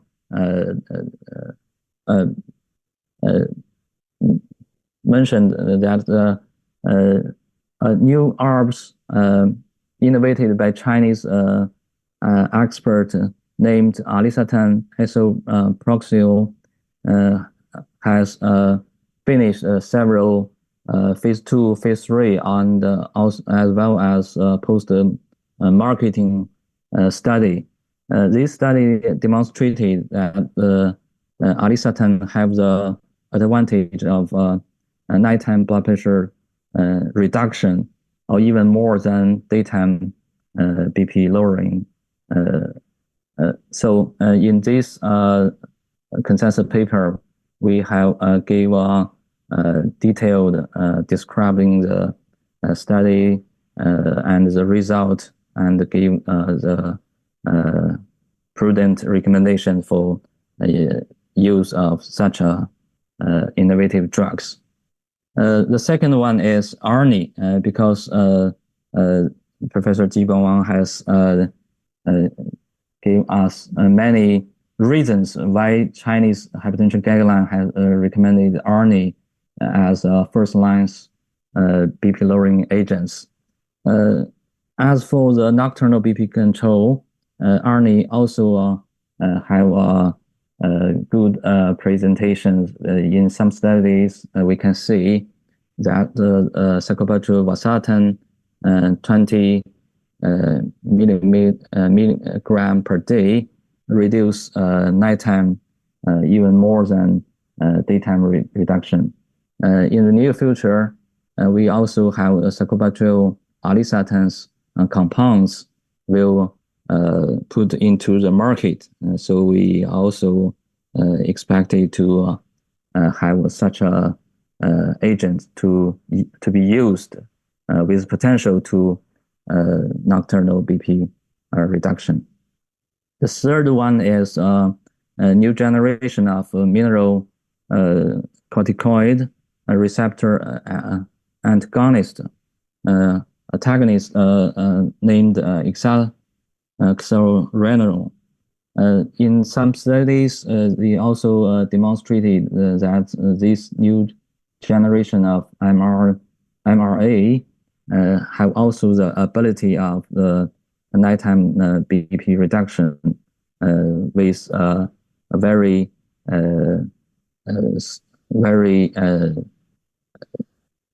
lower incidence of adverse events. The fourth one with nighttime BP lowering potential is SGLT2 inhibitors, including canagliflozin, empagliflozin, and dapagliflozin.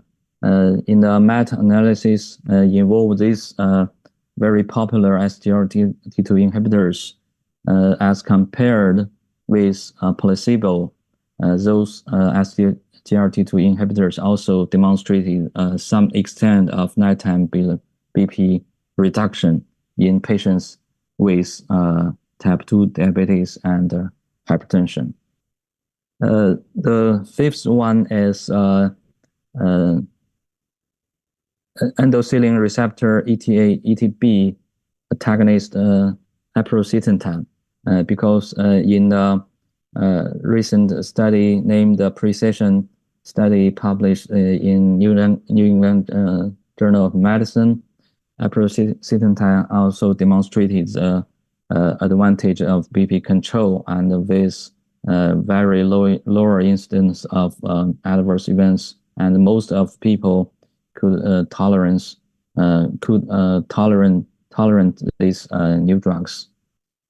In some study also demonstrated that aprocitentan 15.5 milligram per day or 25 milligram per day for 4 weeks can reduce daytime blood pressure by nearly 4 millimeter mercury, and the nighttime blood pressure by 5.1 to even more than 7 millimeter mercury, more than placebo. And so these drugs also could be used if they are put into the Chinese market. In this document, we have a detailed statement of the Anzhou problems and the future directions for nocturnal blood pressure measurement. Because in some phenotype of nocturnal hypertension, there are still many problems to be resolved in the near future, such as for isolated nocturnal hypertension.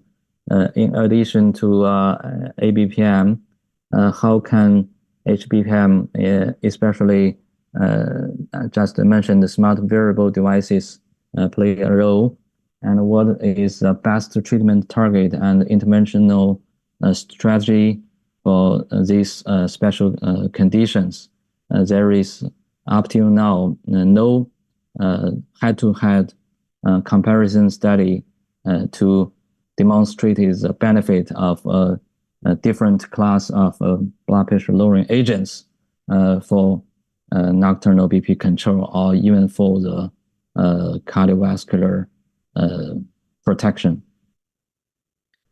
And finally, we have reached 8 recommendations for management of nocturnal hypertension.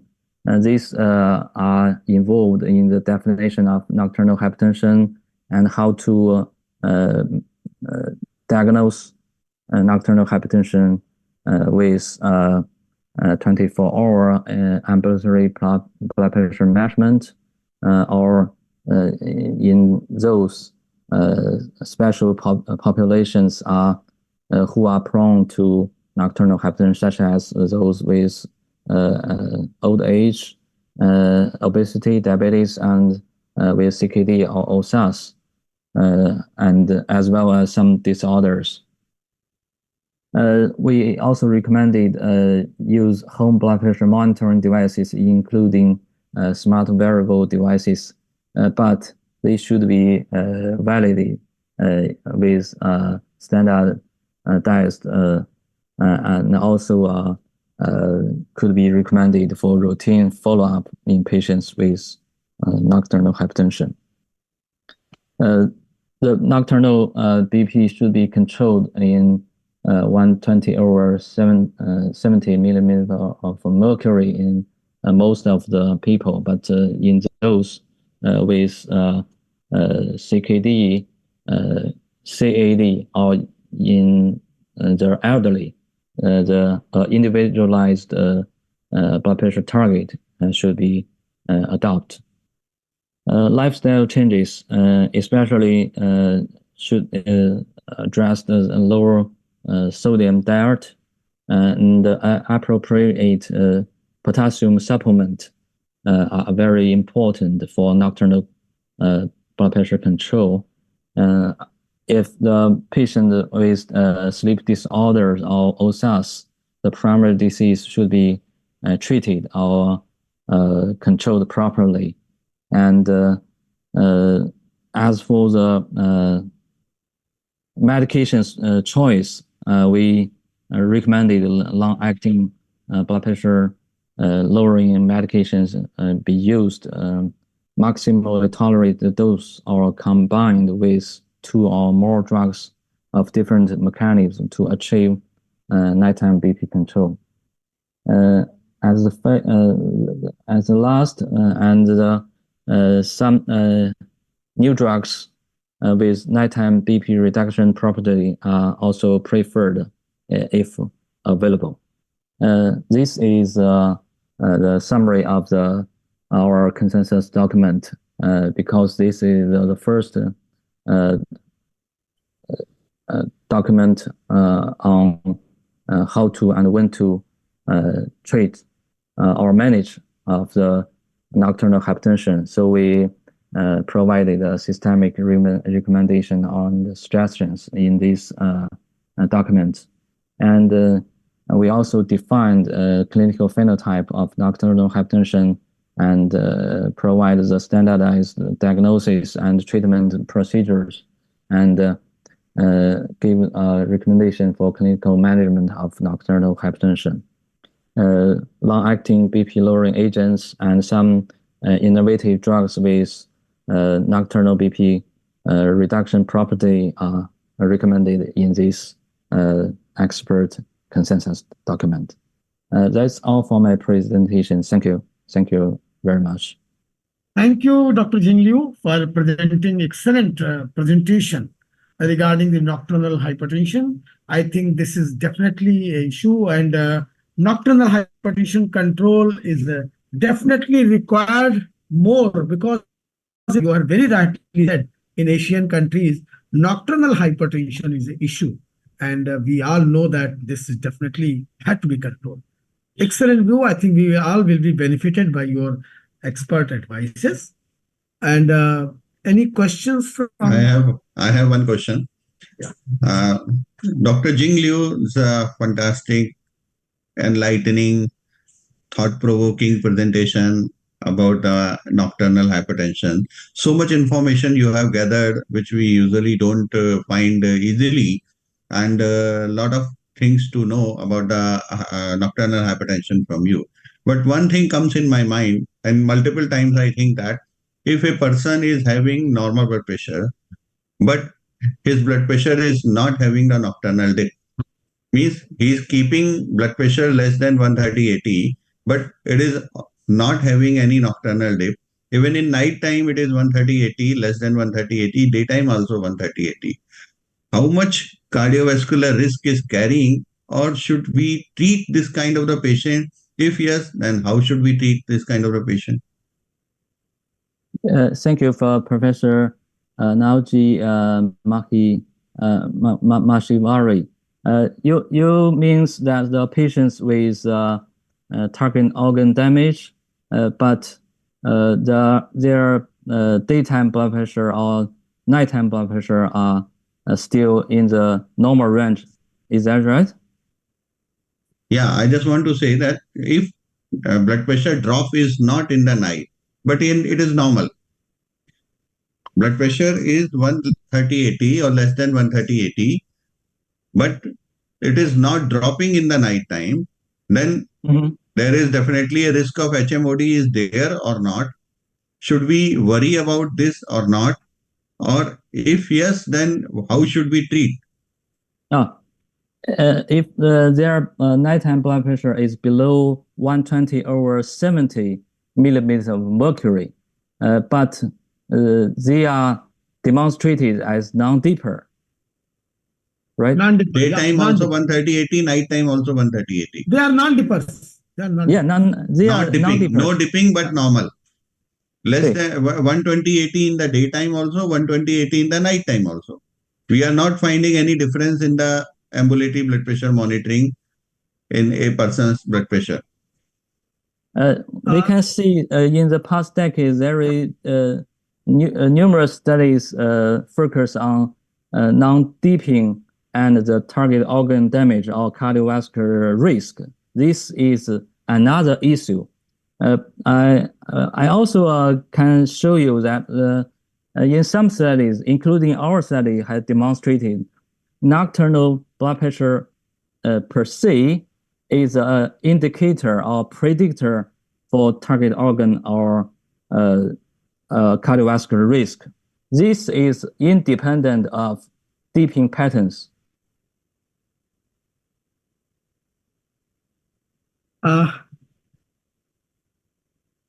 Dr. Anush, non-dipping pattern, if the patient is having other risk factors and he is not having dipping, probably diabetes. So one study I remember, which is my own study, in that the patient was having albuminuria. He was non-hypertensive, but non-dipping pattern. So what I did, I induced pharmacological dipping by giving the Ramipril 2.5 milligram, and albuminuria disappeared. So that my concern is only this: if a patient is not dipping but his blood pressure is normal, should we really worry for him or not? Without no albuminuria, nothing. If there is albuminuria, definitely it becomes an indication for the treatment, because albuminuria, diabetes attracts the treatment. But if someone is not having diabetes, not having albuminuria, no problem, blood pressure is normal. It happens multiple times nowadays, because nowadays people are you having 24 hours equally. They are keeping themselves awake for a late night. They are working late night and they are not sleeping. So dipping pattern is losing them. So we are not getting dipping pattern, but their blood pressure is normal. So should we treat this kind of the patient or should not? This is my question. Yeah, anybody can answer.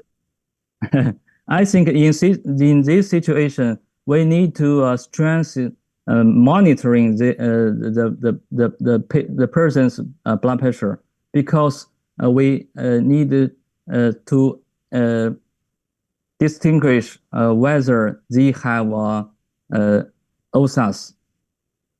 Even at this moment, their blood pressure daytime or nighttime are still below the cut point for diagnosis of hypertension. But they firstly should be excluded from OSAS.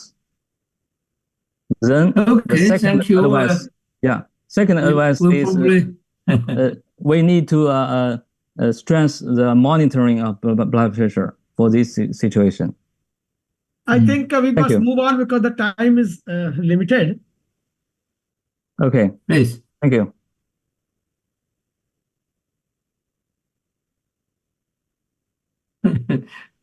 Dr. Wilma?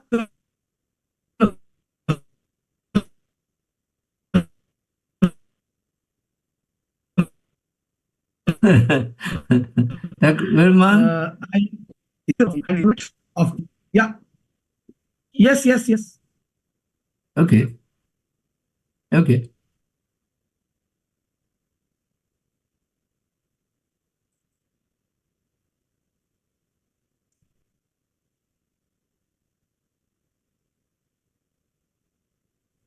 Should I call Dr. Swati? Yes, I think Dr. Srivastava, please. Yes, thank you very much. And at the outset, I would like to thank the esteemed members. Yeah. She is also Governor-elect of the...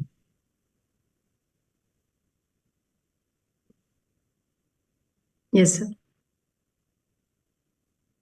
So should I start? Please share your slide. Thank you very much, esteemed members of the Asian Heart Society. Dr. Wong, present, Dr. Liu, Dr. Huang, Dr. Anuj Maheshwari, Dr. Verma. It's indeed a very prestigious moment for me to be speaking here on this very prestigious forum. I will be talking on the management of hypertension and CKD. What do the Indian guidelines say? Are my slides moving? I'm sorry for if there is any internet instability. I will apologize because I'm out of home. I hope my slides are moving. Am I audible? Yes, yeah. Please go ahead. So I'll be talking thank you. I'll be talking about hypertension and CKD. So we know that chronic kidney disease affects around 10 to 15% of the population worldwide, and its prevalence is increasing. Now, when do we say CKD? We say when there is a reduced renal function. To the extent that the estimated glomerular filtration rate is less than 60 ml per minute per 1.73 square meter body area, or there is presence of proteinuria persisting for more than 3 months duration. And then, as we know, hypertension is diagnosed at the level more than 140 by 80. Now, what is interesting is to know that hypertension affects various different ranges in different populations, different ethnicities. But in patients with CKD, it affects to around 90% of the population.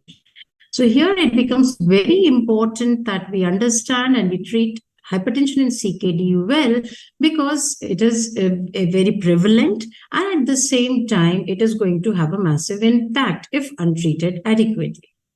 Now, we had recently the Indian Society Hypertension Consensus Guidelines for Management of Hypertension released in 2023. And Dr. Narsingh Verma and Dr. Anuj Maheshwari have talked in detail about this. This was a very important set of consensus guidelines which were put in.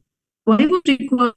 Because with the mission of taking to the forefront the campaign to control elevated blood pressure and the complications in our Indian subcontinent, the Indian Society of Hypertension took up this responsibility.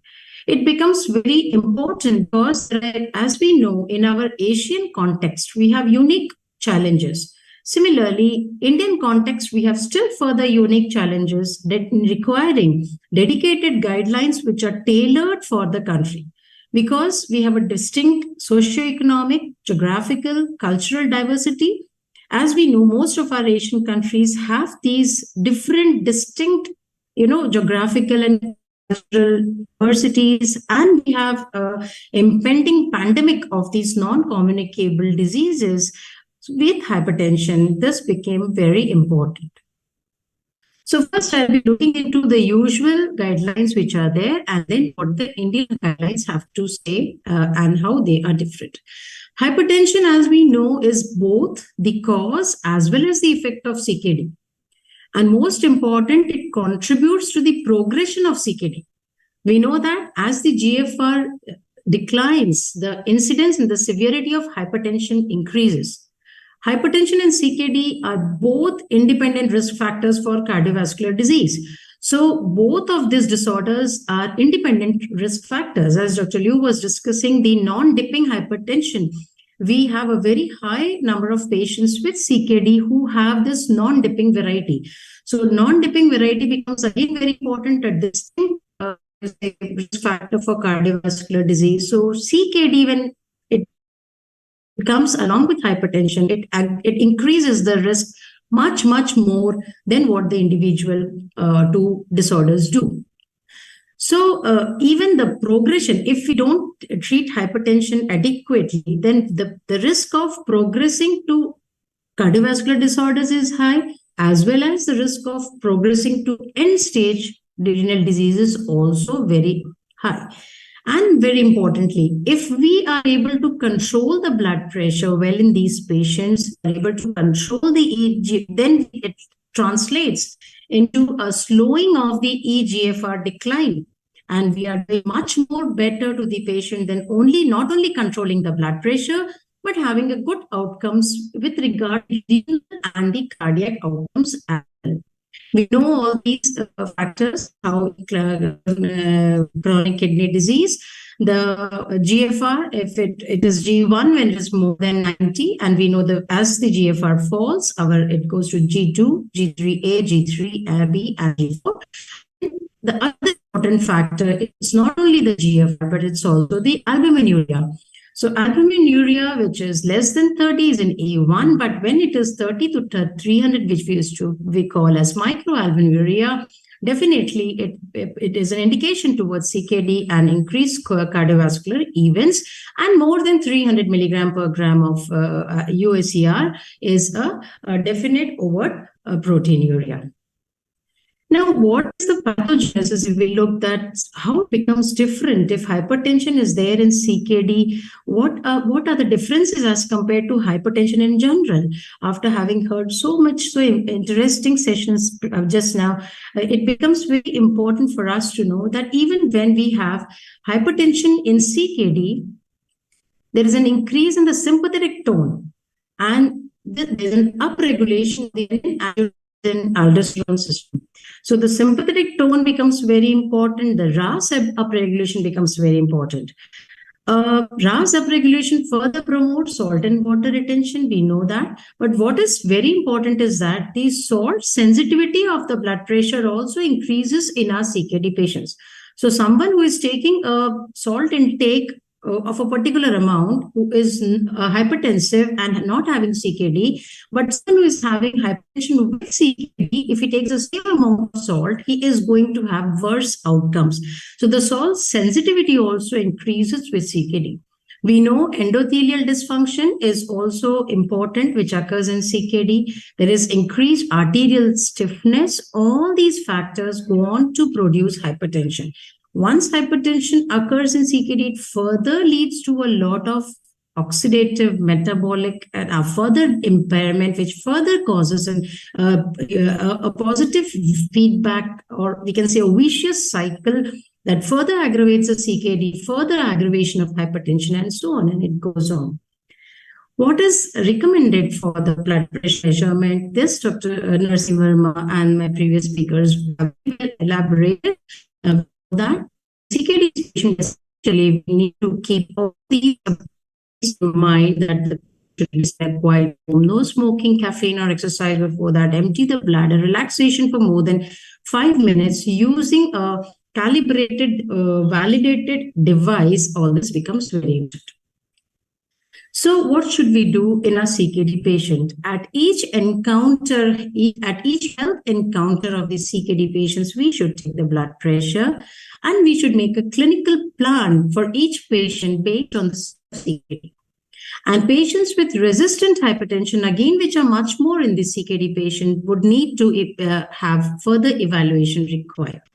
As very well elaborated by Dr. Liu, that 24 hours ambulatory BP monitoring is a better predictor of blood pressure phenotype, and especially in CKD patients, we may need this more often. Home monitoring, again, is very important and a simple tool, and it was found in studies, literature showed that when it was done, the outcomes were better. So we get to know on the basis of the home-based monitoring, we can make all these things, the hypertension, sustained hypertension, masked hypertension, and accordingly we can manage and correctly manage our patients. So the blood pressure should be measured at each health encounter and a clinical plan should be made. The patient should, if the patient is of CKD, then the level of GFR, the diagnosis, the level of proteinuria, the presence of any comorbidities, the presence of cardiovascular disease, the presence of any barriers to self-management, barriers to resilience to diet and lifestyle modification, how well can the patient comply to our pharmacological therapy, complications of pharmacological therapy can induce, all this should come in our mind. So what simple things can we do for lifestyle modifications? Lifestyle modifications is very important for all non-communicable disorders, and we know it is same. So it's similarly so for our hypertension and CKD patients as well. This must be engaged, maintain a healthy weight, and an exercise program compatible with cardiovascular health and tolerance, aiming for at least 30 minutes of exercise for around 5 times per week. That is around 150 minutes of exercise or walking or any good physical activity per week can be.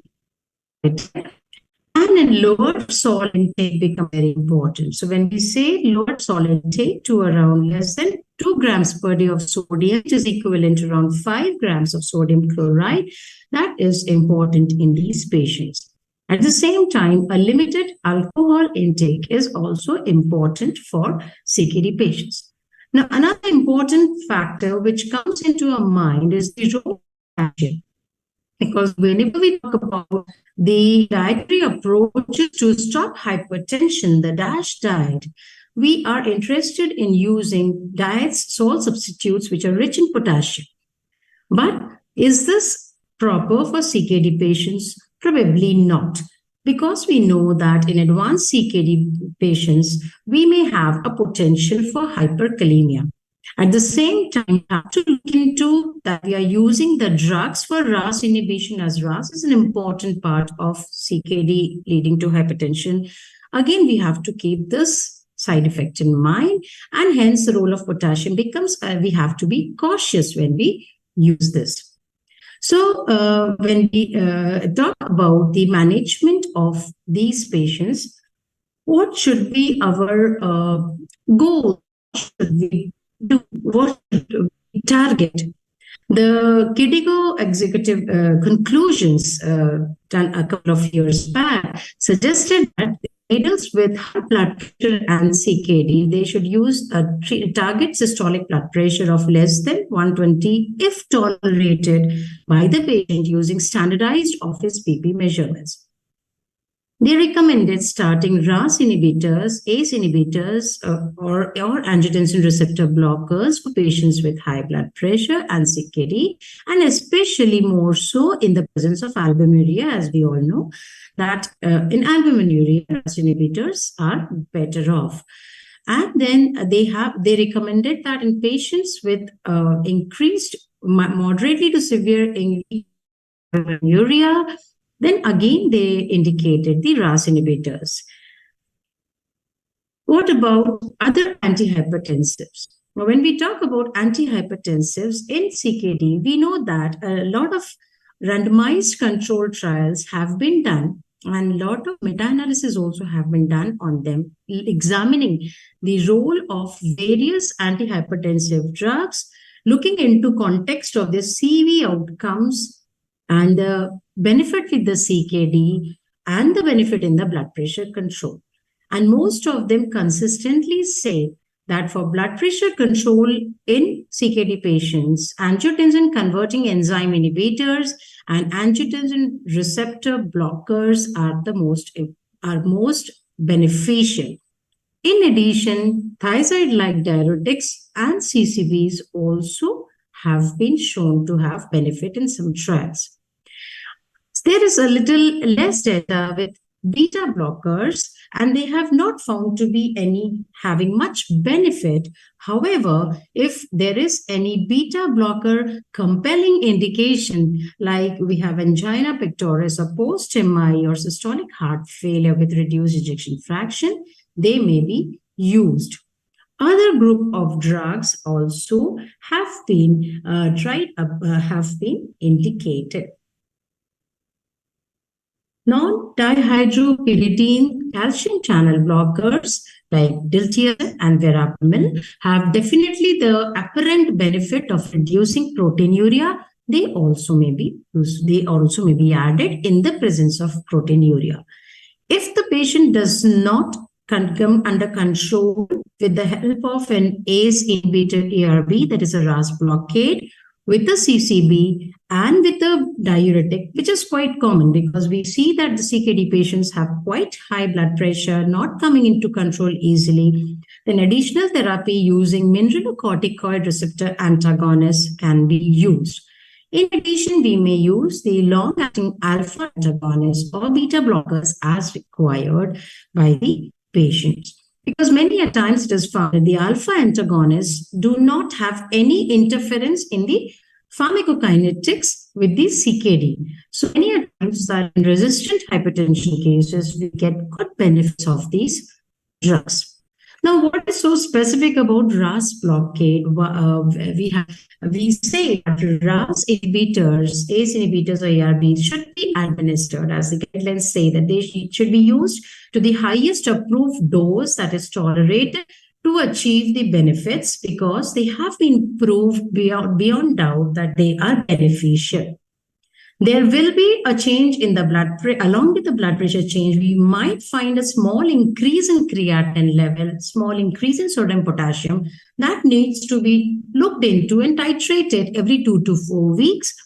And as Dr. Narasimhan also mentioned, that hyperkalemia, if there is there, then we can try to manage it by reducing potassium levels through the potassium.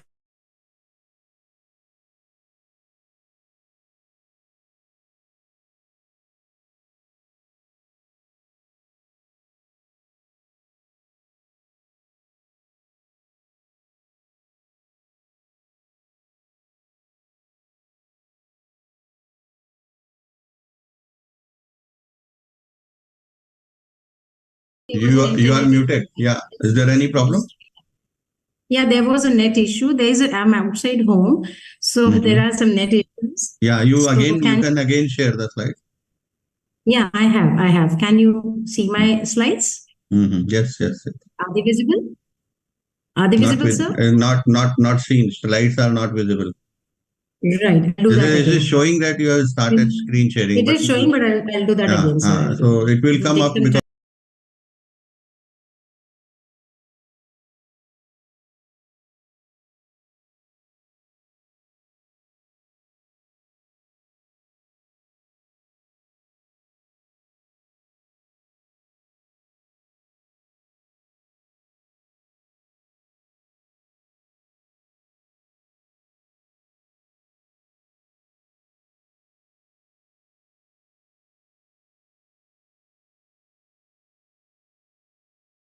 speaking. Okay. Okay. And you can close your video also, so that voice would be more clear.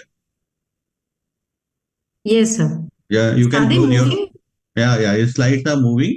You can close your video. I'll stop video. So it will not. Video. Yeah, load will be less on the net. Right. Thank you, sir, for the important tip. So, talking about diuretics and CKD. So, next, after the RAS blockade, we talk about diuretics and CKD. And as we know that fluid is the important common problem in CKD. So, diuretics definitely are the logical agents to be used. However, we have to be careful.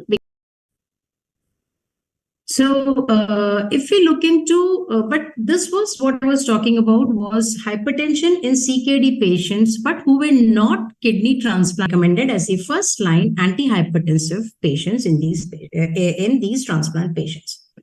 Now, coming into our Indian Society of Consensus Guidelines for Management of Hypertension, these guidelines gave in detail about most of the factors related to hypertension. What do they have to mention regarding CKD patients? Let's see. What was mentioned was that continuous monitoring of blood pressure is essential. Regular monitoring of blood pressure is essential for all stages of CKD, as it is a very important risk factor for end-stage kidney disease. In patients with CKD who experience non-dipping or elite nighttime BP, it is advisable to use ambulatory BP monitoring or home BP monitoring becomes very easy, simple solution in these patients. A lowering of blood pressure in these patients can reduce the chances of progression of kidney disease as well as reduce the cardiovascular complications. Irrespective of what stage the CKD is, if the blood pressure is more than 140/90, it has to be treated. The primary objective is to control the blood pressure, but our Indian Society Hypertension Guideline says that we should not drop the blood pressure in CKD patients to 120/80.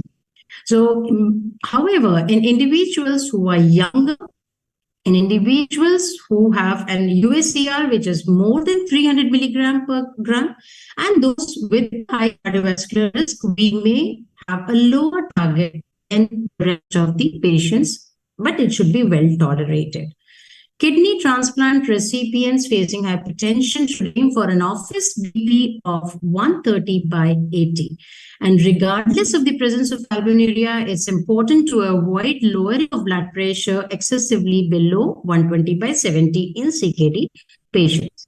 What the hypertension guidelines say about the drugs, again, they also agree with the international guidelines regarding the use of ACE inhibitors or ARBs at the maximum dose in these patients in the absence of any side effects or adverse profile, the best level that they are able to tolerate. However, a dual combination is not recommended. BP control in these patients can be very challenging, and resistance hypertension is important can occur in many of these patients.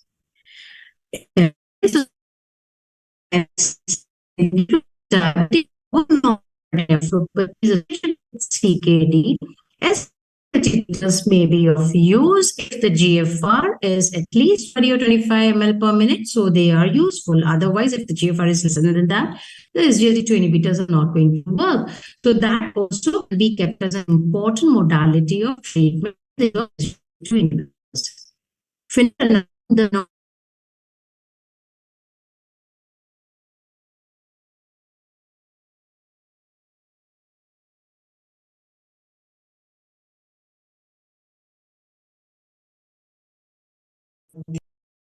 I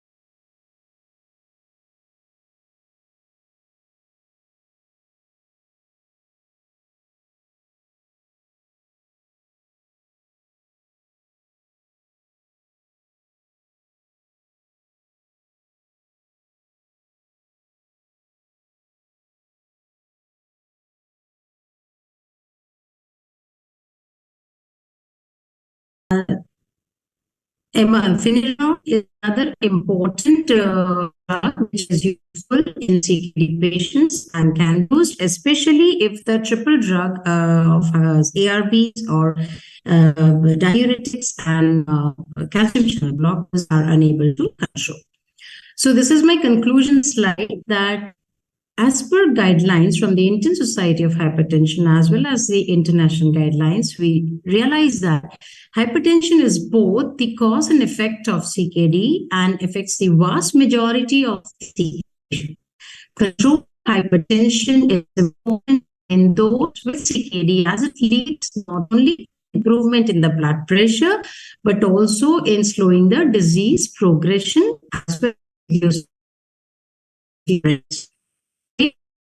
hypertension will require combination of medications usually, and we need to remember that we have some renoprotective drugs like the RAS inhibitors, and they should be accordingly instituted for the patient. And when we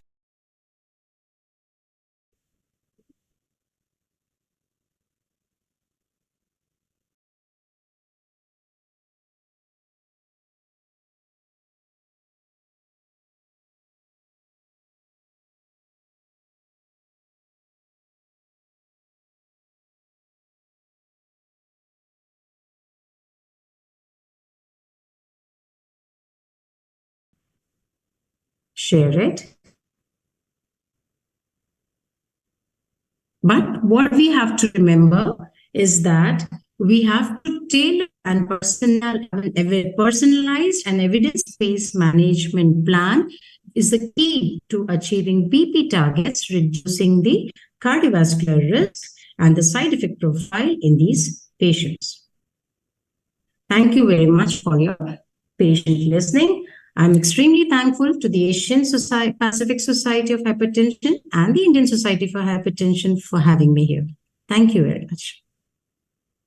Okay, thank you very much for your presentation. I'm sorry that the connection was not very good, but thank you so much for your presentation, even though there were some problems. So we are running a little bit late. I will ask the next speaker to give her presentation, and finally we would have a few minutes for discussion at the end. So please, I would, Professor Huang, I would invite Professor Huang from Shanghai to give her presentation on the comparison between two different single pill dual combinations in management of hypertension. Please.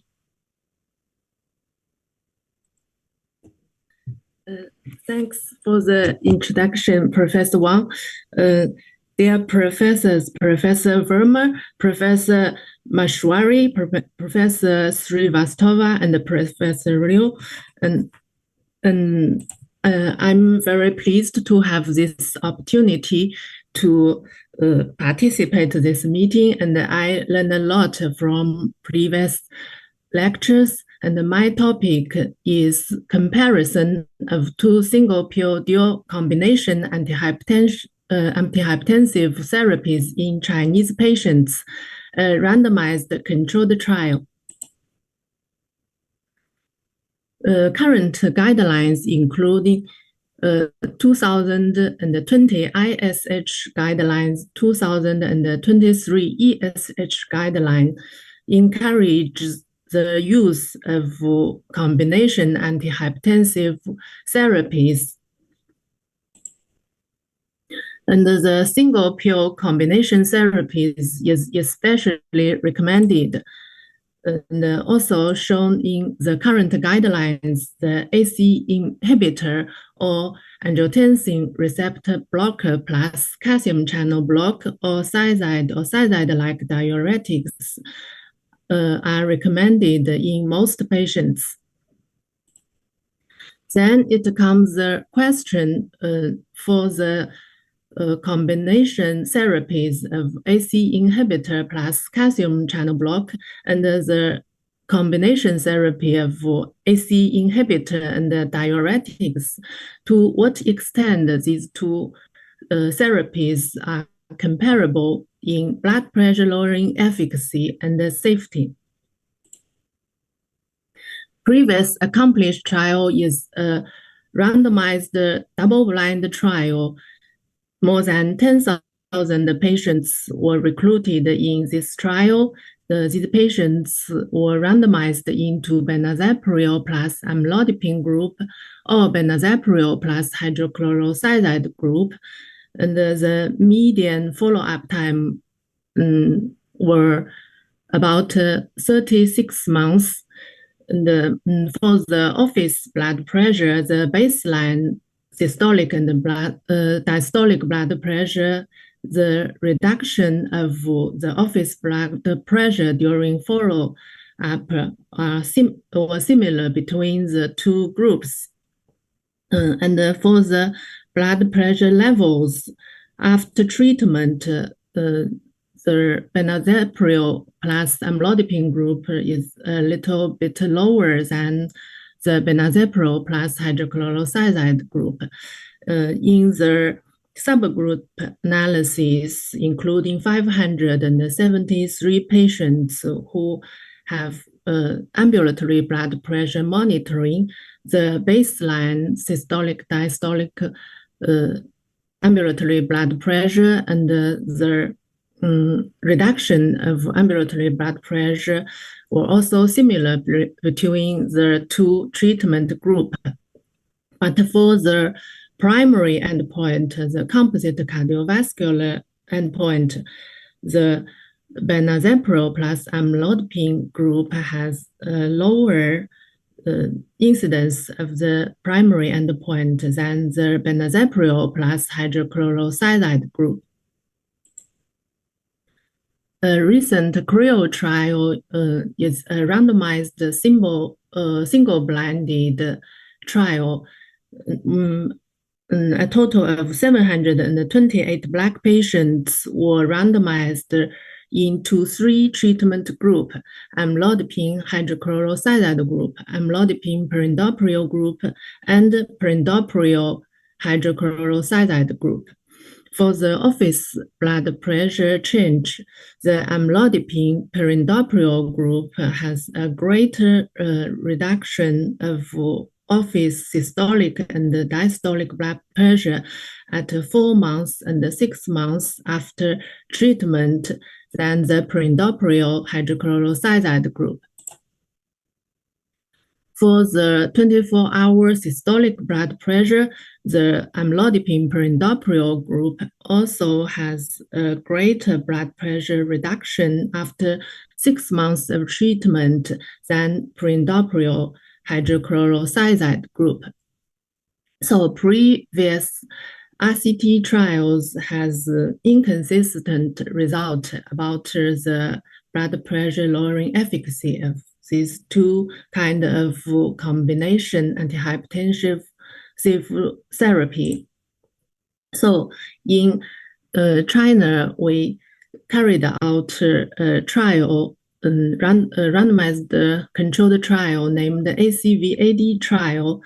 And this trial was approved by the Ethics Committee of Beijing Hospital, and the main result has been published in BMC Medicine this January.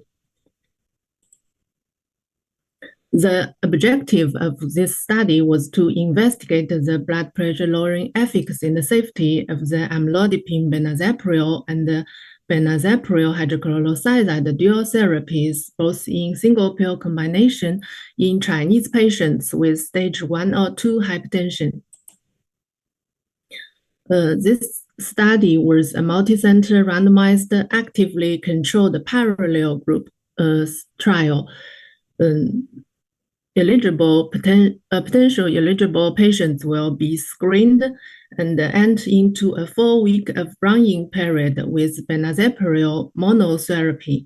After the 4 weeks of run-in period, patients will be randomized. Before randomization, for 7 days of home blood pressure measurement and 24-hour ambulatory blood pressure monitoring will be performed.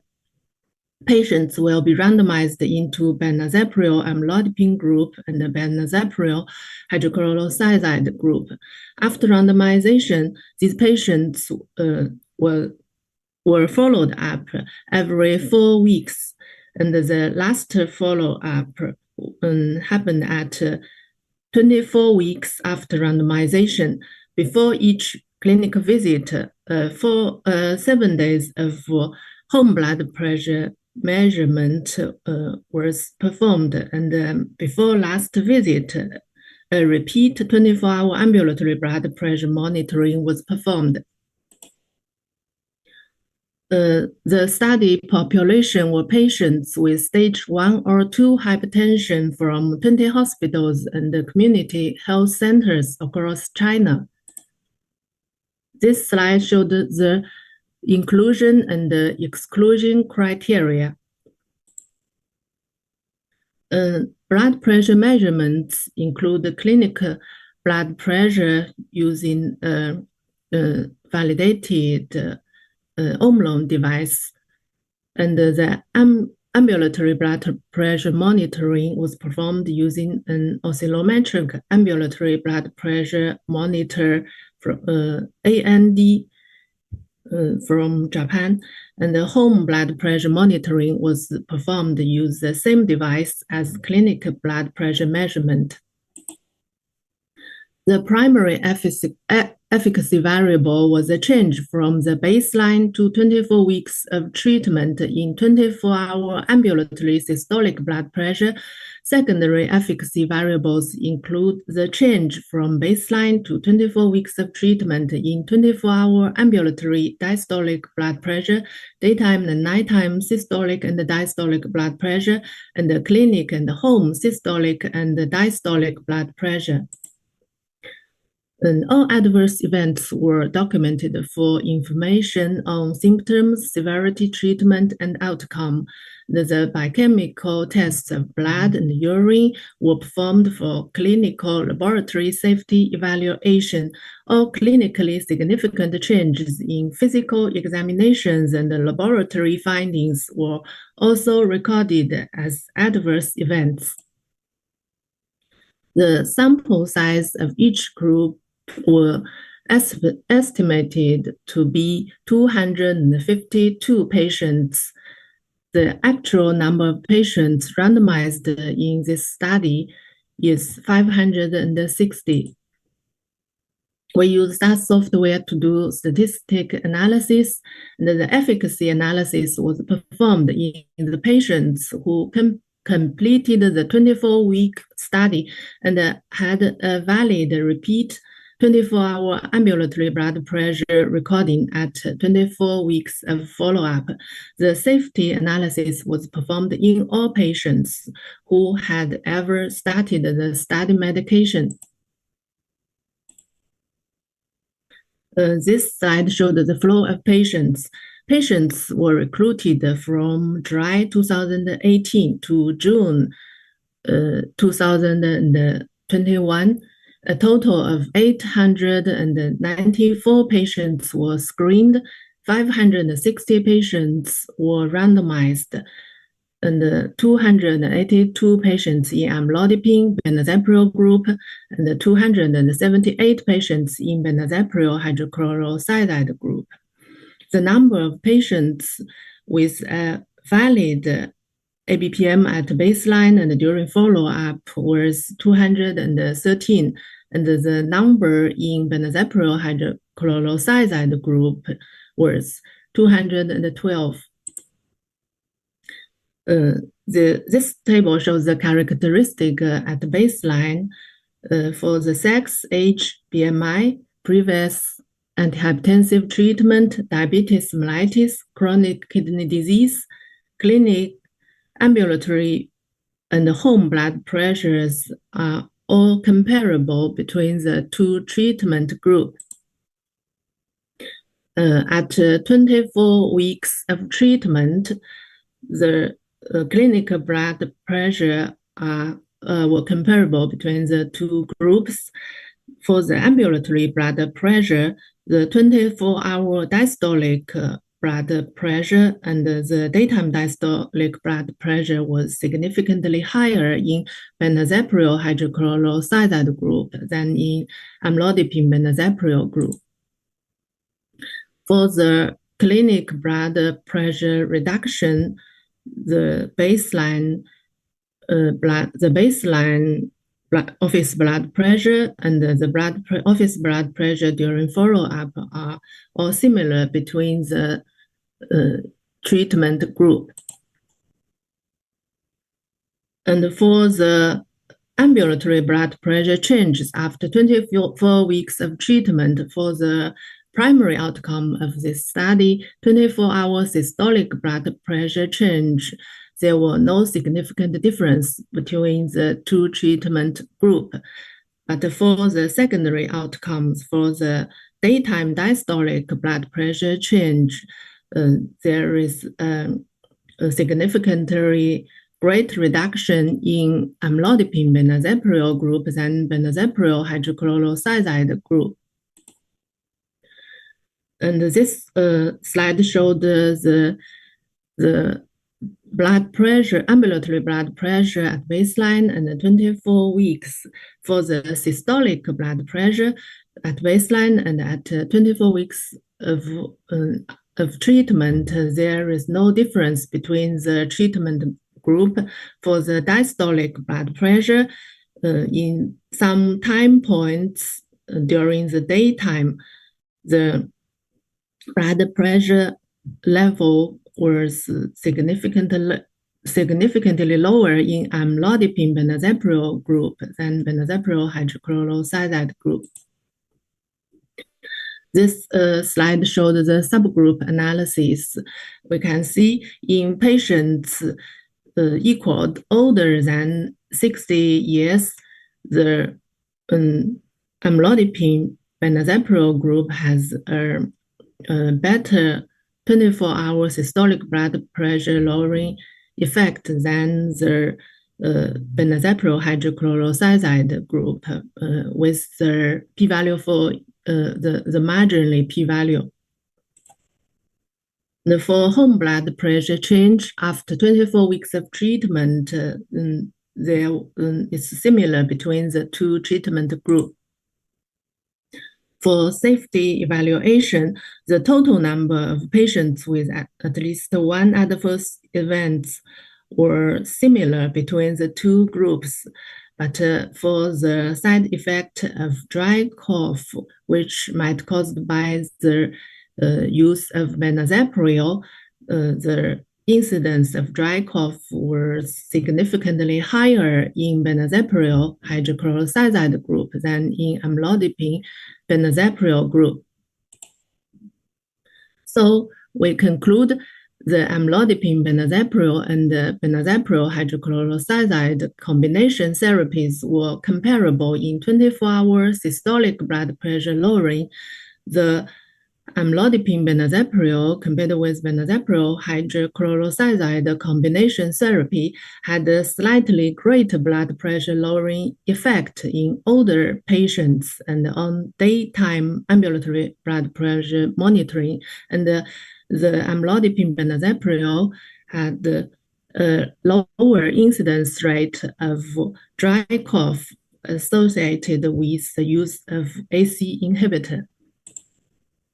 Thank you for your attention. Okay, thank you very much. Are there any questions for this and the presentation from Dr. Yeah, one question I wanted to ask, that what can be the cause that why the cough is, we all have found that the cough is less when we combine the amlodipine and perindopril. But what can be the cause for that? Thank you for your question, Professor Verma.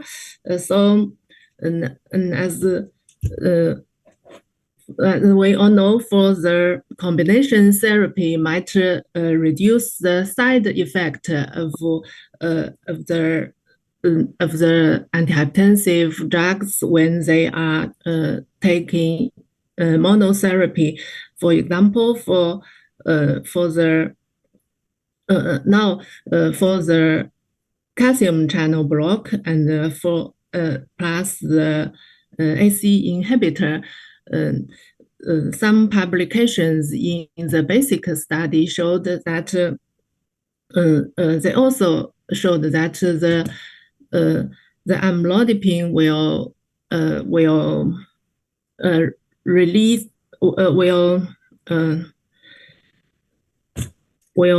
how to say will reduce the can be related with the decrease in bradykinin level by amlodipine? Had to be investigated because cough is because of increase in bradykinin level. Yes, you are right. Might be caused by some mechanism like how to say the substance. P substance, and some basic study showed that amlodipine might reduce the B substance, which was increased by AC inhibitor. But I think it needs more investigation in the future and more studies to prove this mechanism. Thank you very much. Dr. Srivastava, can I ask you a question about the management of patients with both hypertension and chronic kidney disease in India? So do you use ARNIs in that indication?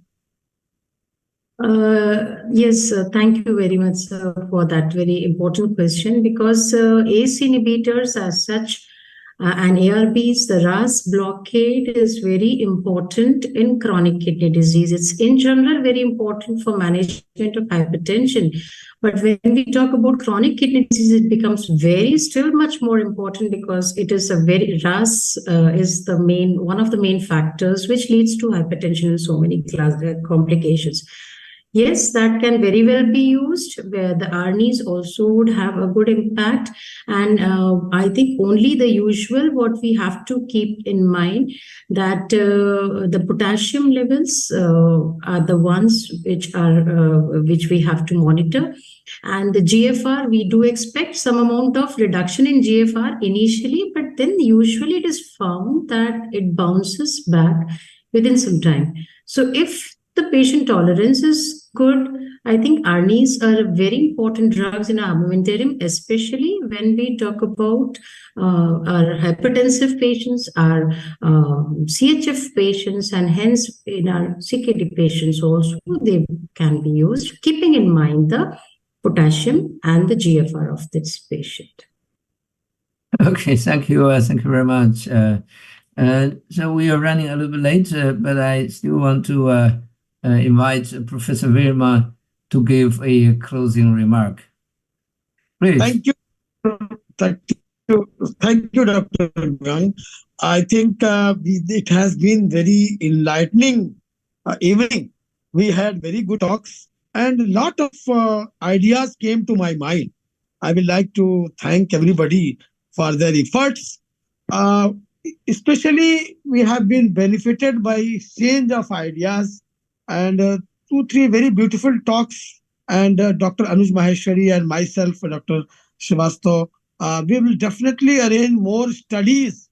We require more Asian data. So I will like to thank everybody, and hope that more and more Asian data will come, so that we can design our own Asian needs and who can fulfill that. With this, I think I will like to thank everybody. Over to Dr. Bhan. Okay. Thank you very much. Bye-bye. Thank you. Yeah. Bye. We had very Thank good you. Thank you. Thank you. Yeah. Bye. Good afternoon and good night. Good night. Bye bye. Yeah. Bye bye.